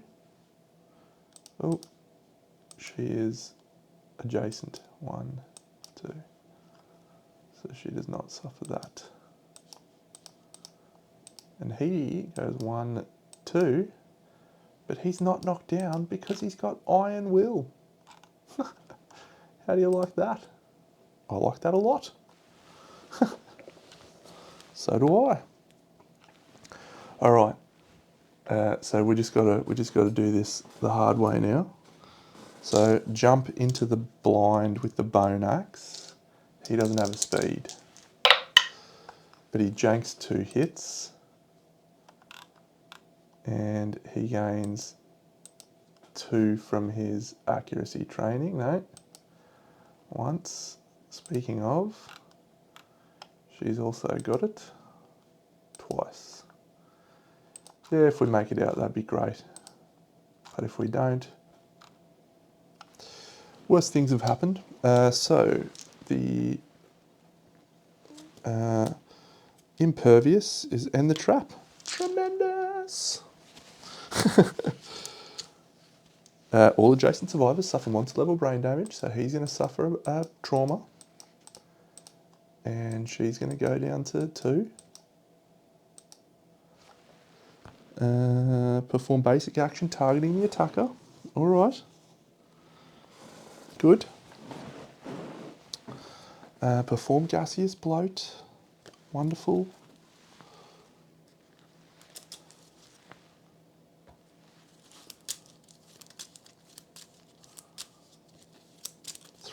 Four speed on a 4 speed on a 5 goes to 6+. 2 hits. Those 2 hits go on the hand and the legs.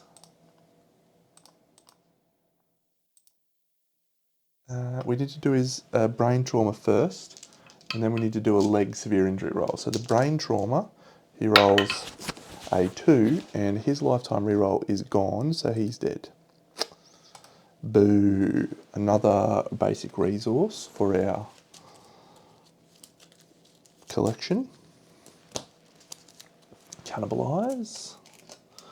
Okay, so we won't worry about doing the attack on him, so that's fine.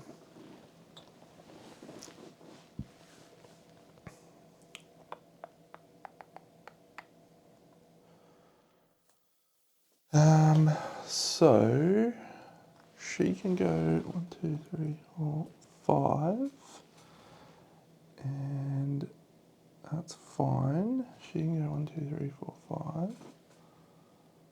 So how about we just do this? We just go 1 to here and over to here, and we'll let him have his fart, which is going to be, yeah, Morg is looking pretty good. Dusty emission. She doesn't ignore the gas, so she's going to suffer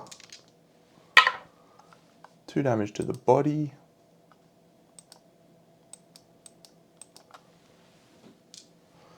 And gain a stink token. That's gone. Actually, I don't know if he did that or not. Targeting the attacker. It's fine.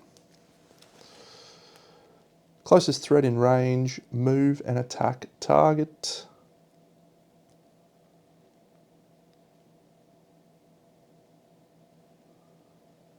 Cool.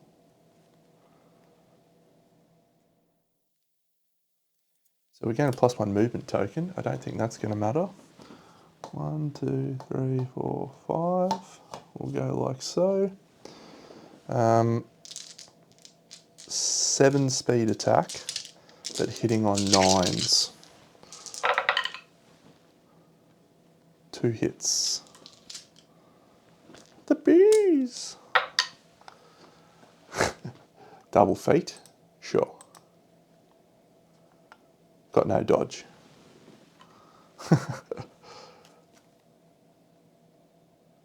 We're going to -1 evasion token. Severe injury roll. A 3, gain 2 bleeding tokens. She doesn't have a systemic pressure, so that's fine. And she's knocked down. She's gained a severe injury, so he gains a progress. Add +1 to your severe injury rolls. Very nice.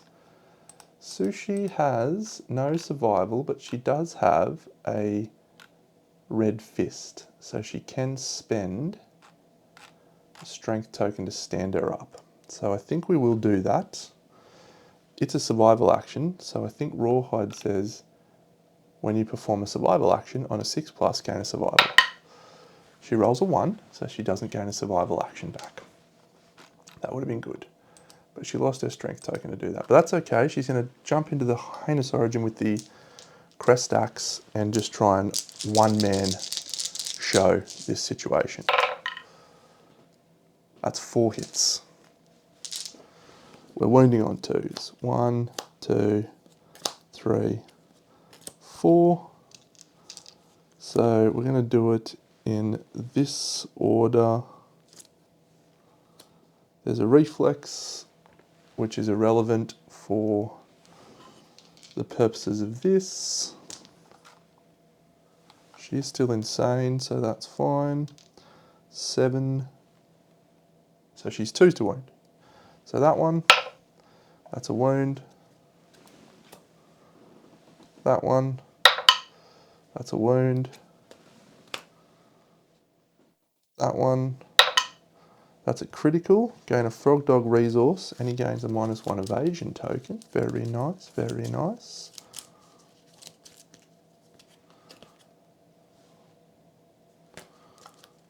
Uh, 1 to 6, it's her. Yep, so she gets the Proctophilia, which he's already got. Yep. And, oh no, that's if the attacker is sane. So she's not sane. Okay, but all adjacent survivors gain a stink token, which gains them both an insanity. 1 and 1. Very good. Oh no, I don't have to do that because I criticaled. 1, 1. I just gained the Aqueous Eye. Yes, that is why. Have that. And the last one is Perform Leap and Gaseous Bloat. So that's a 6. That's another wound. She's gone okay that turn. Perform Leap, Gaseous Bloat. 1 to thingy, 1 to 5, 6 to 10. So she jumps to here.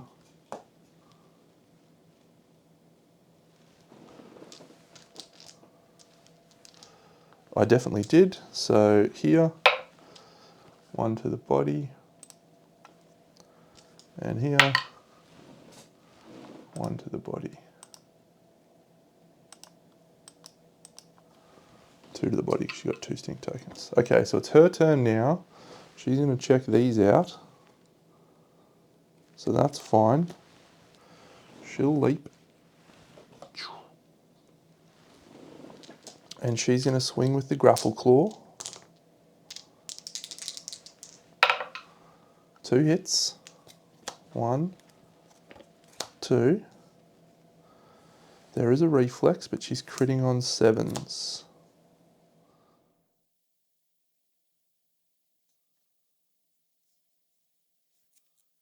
Did I have to do a Gaseous Bloat? I did.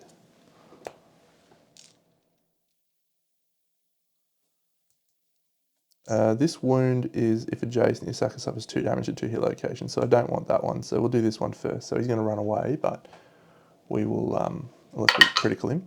So we don't, but we do wound. So he leaps and gaseous bloats. He's got 2 farts on his fart deck.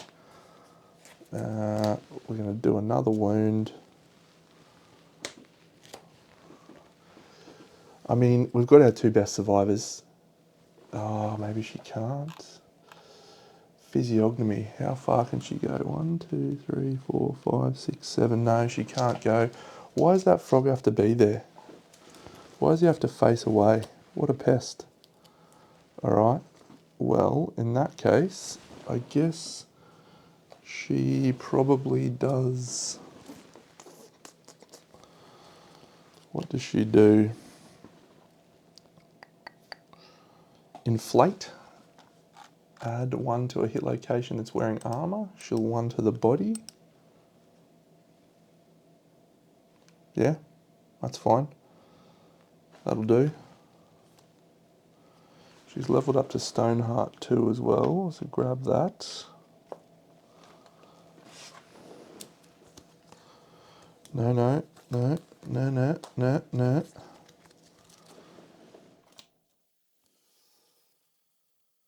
Okay. We actually want her to suffer 1, 2, 3, 4, 5. We want her to suffer the effects of the fart, so she can try and take that. On a 6+. That's an 8, so we ignore that. Thank you very much. And now he does this, which is adjacent threats. He's going to put 2 brain damage on her. She's sane, so she will move, full move directly away from the monster.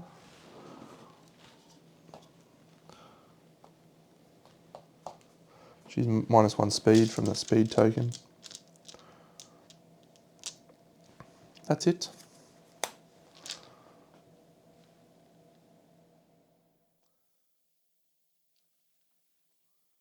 She'll go first. Let's see what she rolls. Hey, 1 hit. We know what it is. It's this reflex thing. She criticals. Adjacent survivors archive all their stink tokens. Speaking of, I should do my mature rolls. 1, 1, and the other chick. 1 to the head. Yeah, stupid mature. But she just got rid of her stink tokens, so that's nice. The monster is knocked down but gains +2 toughness until the end of the round. So we'll do the crest axe, I guess.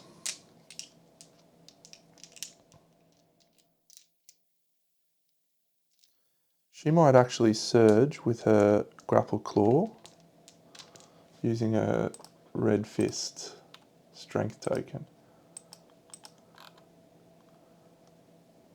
Yep. She'll do that. 1 hit. So we ignore the reaction because it's knocked down. So not a wound. Because it's 1, 2, 3, 4 strength, and she needs a 7 to crit.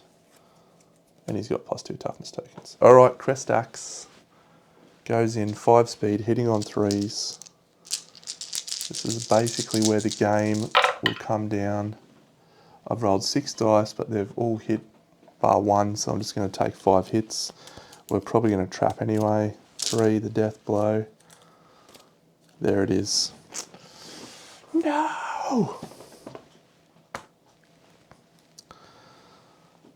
All adjacent survivors suffer 2 brain damage. Watermelon's got to do a trauma. She goes to there.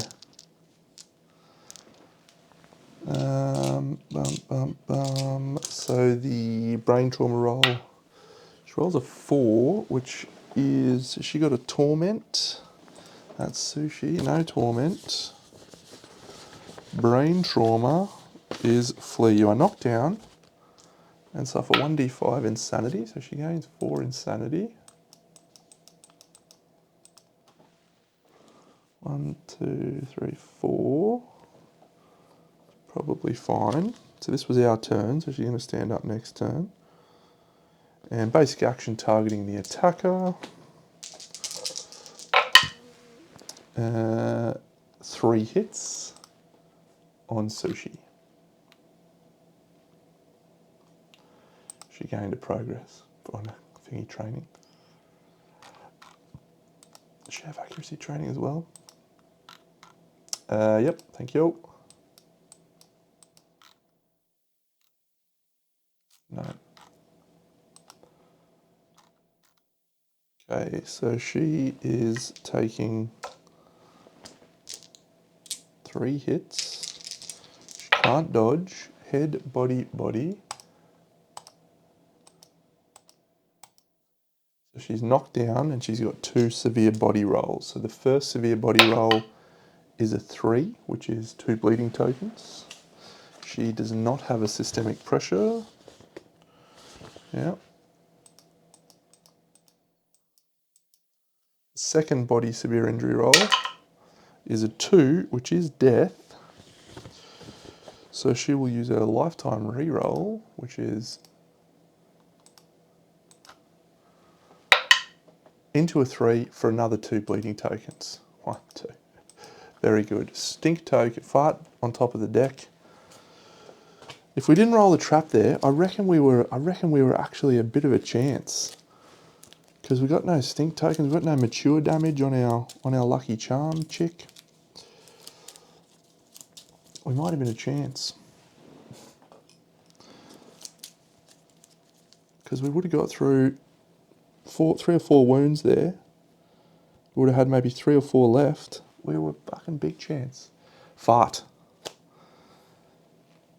Monster level damage to a random hit location. Monster level brain damage. That's to the waist. 1, 2. Monster level brain damage. 1, 2, and gain a stink token. She can't avoid that. The AI card that we flip is No Threats. KG.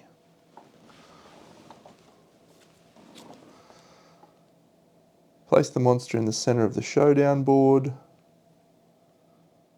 All sane survivors gain a -1 evasion token and a stink token. So he moves to the center of the showdown board. She's going to stand up. She's going to stand up. She's got 3 rolls of the thingy. Body, waist, head. So she's dead unless she can roll 2 10s. 10. No. Bleeding token. Sushi dies. I know. The buttons are killing me, man. Another resource for our thingy. And I think that is our chance down now. I think we're going to wipe. Our Twilight Sword is now irreplaceable. It's destroyed. So that's unfortunate. Archival, soluble and perishable gear. Oh, we're going to lose our monster grease. So where did we go wrong? Well, I think we went wrong when we lost a survivor on the hunt by going for a level 2. Grapple Claw in the front. 1 hit. Top deck the trap. Did I shuffle that deck? You'll have to tell me. I can't rewind. I normally stop and have a look if I can't remember, but I'm pretty sure I shuffled the deck and top decked the trap. All adjacent survivors suffer 2 brain damage. And perform basic action targeting the attacker for speed. Manages to jank 3 hits despite needing 8s to hit. Sometimes my rolling is suboptimal and I don't appreciate it. Head, body, body.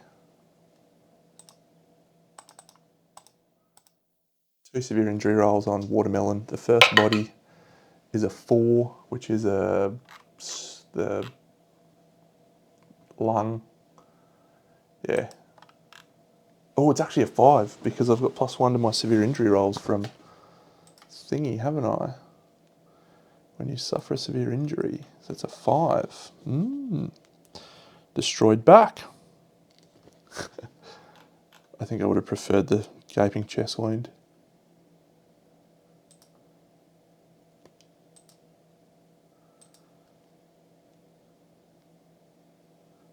That's so bad. And the second one is a 7. Oh, we suffer a bleeding token. 7, which is an 8, which is a broken rib. Suffer a permanent speed.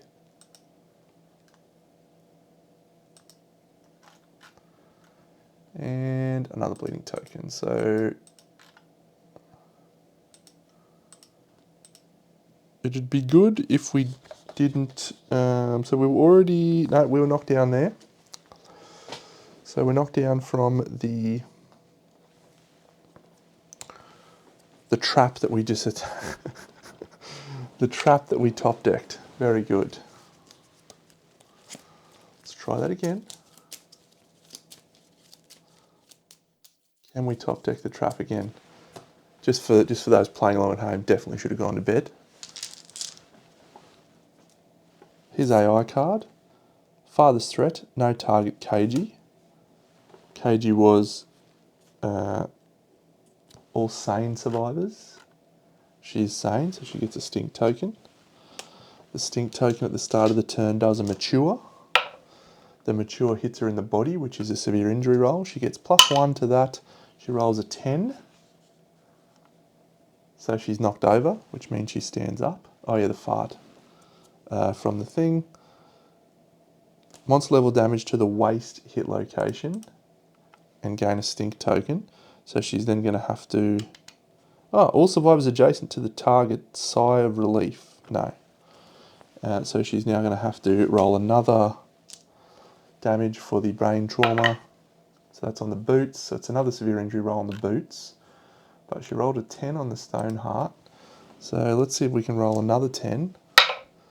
We roll a 3, which is effectively a 4, which is a bleeding token, so she dies. A 4. Dismembered leg, but it is a death. Dead. Complete the showdown. The showdown was not victorious. We return and advance the year. We gained another basic resource, which can be a monster bone. So we did actually not too badly with resources, but we did lose a lot of cool survivors. We lost the Twilight Sword. What?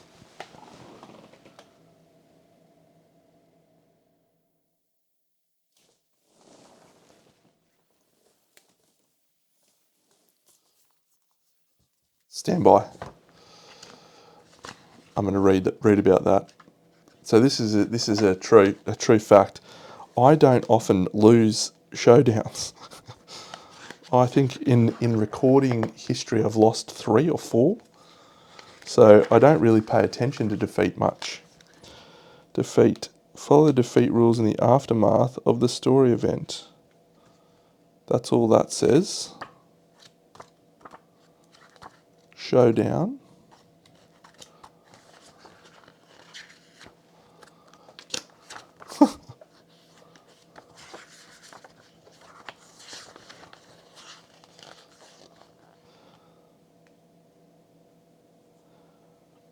It's possible to have no returning survivors.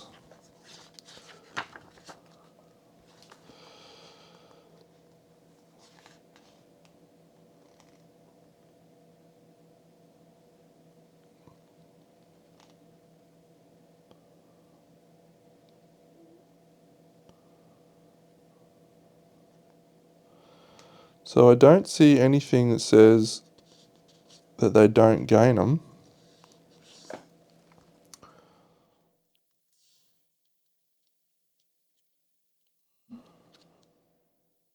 Defeat. When survivors are defeated, the aftermath of the showdown is completed by the following the outcome listed in the monster story event. It may be on some defeats you lose or you don't gain any resources or something.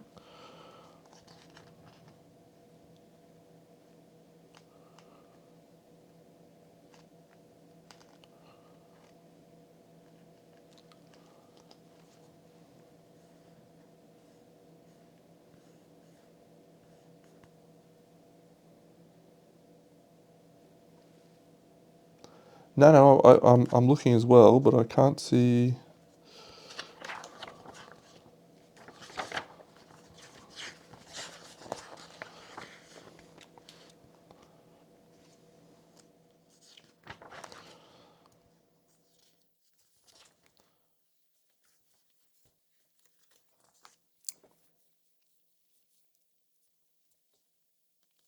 All right, we have to do a settlement event anyway, so let's do that.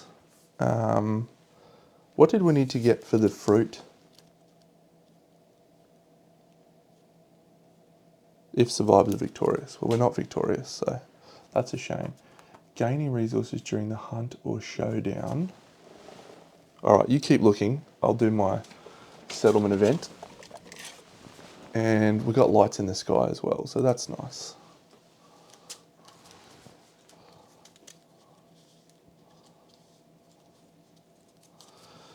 No babies. This pile.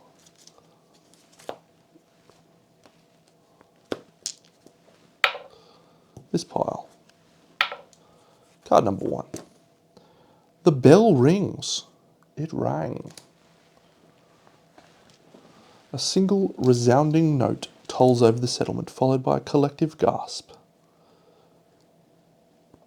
This is an omen. Oh, we've got no Navi. Idiot.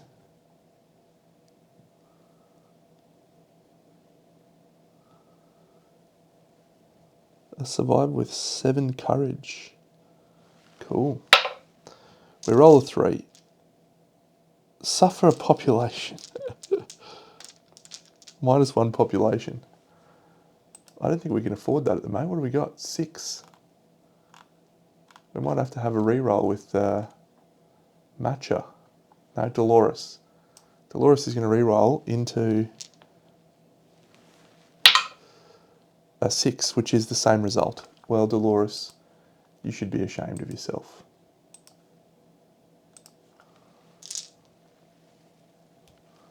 We'll get another resource though, because they're dead. Page 57.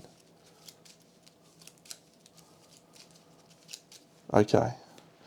Well, in that case, the only resources that we will get are our ones from people dying.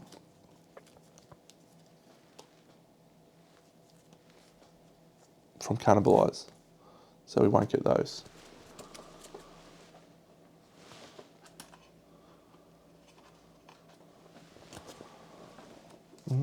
Listen to our private getaway. I'll go look that up right now. Organ, bone, hide, bone, hide. Organ, hide, bone, hide, bone. Would love to innovate, can't innovate. Well, 0 endeavours. The forum will deal out some knowledges. In the good news, we do have Stoneheart too, and that's actually a pretty good item. So we will try and... so when we've got Aeneas coming next year, so she'll help the stocks of population. We still don't have Dash, so are we gonna take the L and take a level 1 again? Is that what we're gonna do? Just fight another level 1? I feel like we are way overs for a level 1. And we probably would have been able to kill that guy if we didn't have an awful overwhelming darkness. Forum, 1, 2, 3. What page was it? 57. Nice.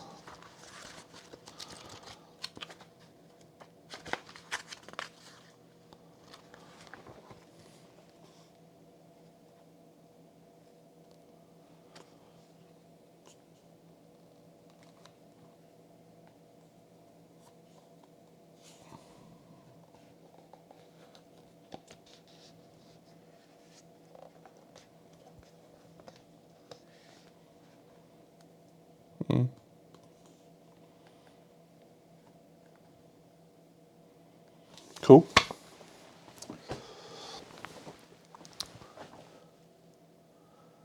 So Licorice, Pierogi, and Zachary are going out. I guess we'll also send out Milky. Photophilia must depart with a lantern. We'll send out Matcha. Who's got a Lumi? Milky's got a Lumi, so Milky should buy a Frog Kick. Weapon Crafter Accuracy Lantern's probably the only one we can get at this point in time. Zachary already has Light Whisperer, so it doesn't help.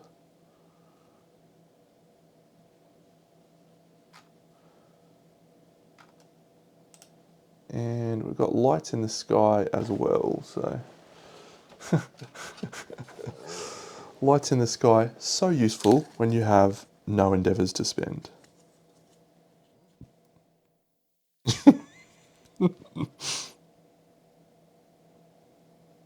Good? Good.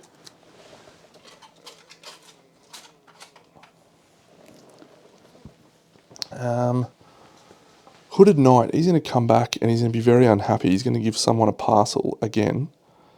And then Aeneas is coming, and we've got an Acid Storm. Oh my god, this has been a bad start. Actually, it was an awesome start, because I was about to get Accept the Darkness, and then that idiot Pariah came and killed someone, and just ruined everything. We were going to be Accept Darkness, we're going to have 15 population, we're going to have 3 love juices, it was going to be awesome.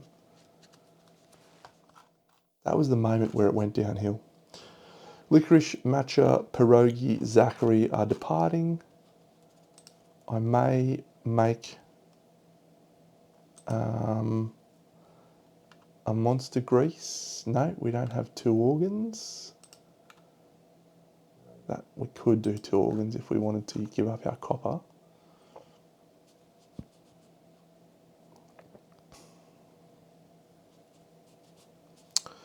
Yeah, I guess we just go punch a level 1 Screaming Antelope, try and get some Dried Acanthus. That's another thing. No, not that I can see. That'll do, friends. I'm going to depart with my tail between my legs for tonight. It all started so promising with the Pariah, and then it ended so poorly with everything else that happened. So maybe we won't even get to see Brawl if we keep going at this rate. No, let's be positive. We can do some more. We can do some more things. We're going to pick up some love juices. We're going to go beat up a Screaming Antelope level 1. We're going to punch his chops in, grab some love juices, build the population back up, and we're going to be back in the game. I'll catch you all again. I won't be back tomorrow night, but maybe back Monday playing. But I'll be back tomorrow morning painting Red Witches on stream. So I'll see you then. Big Deno out.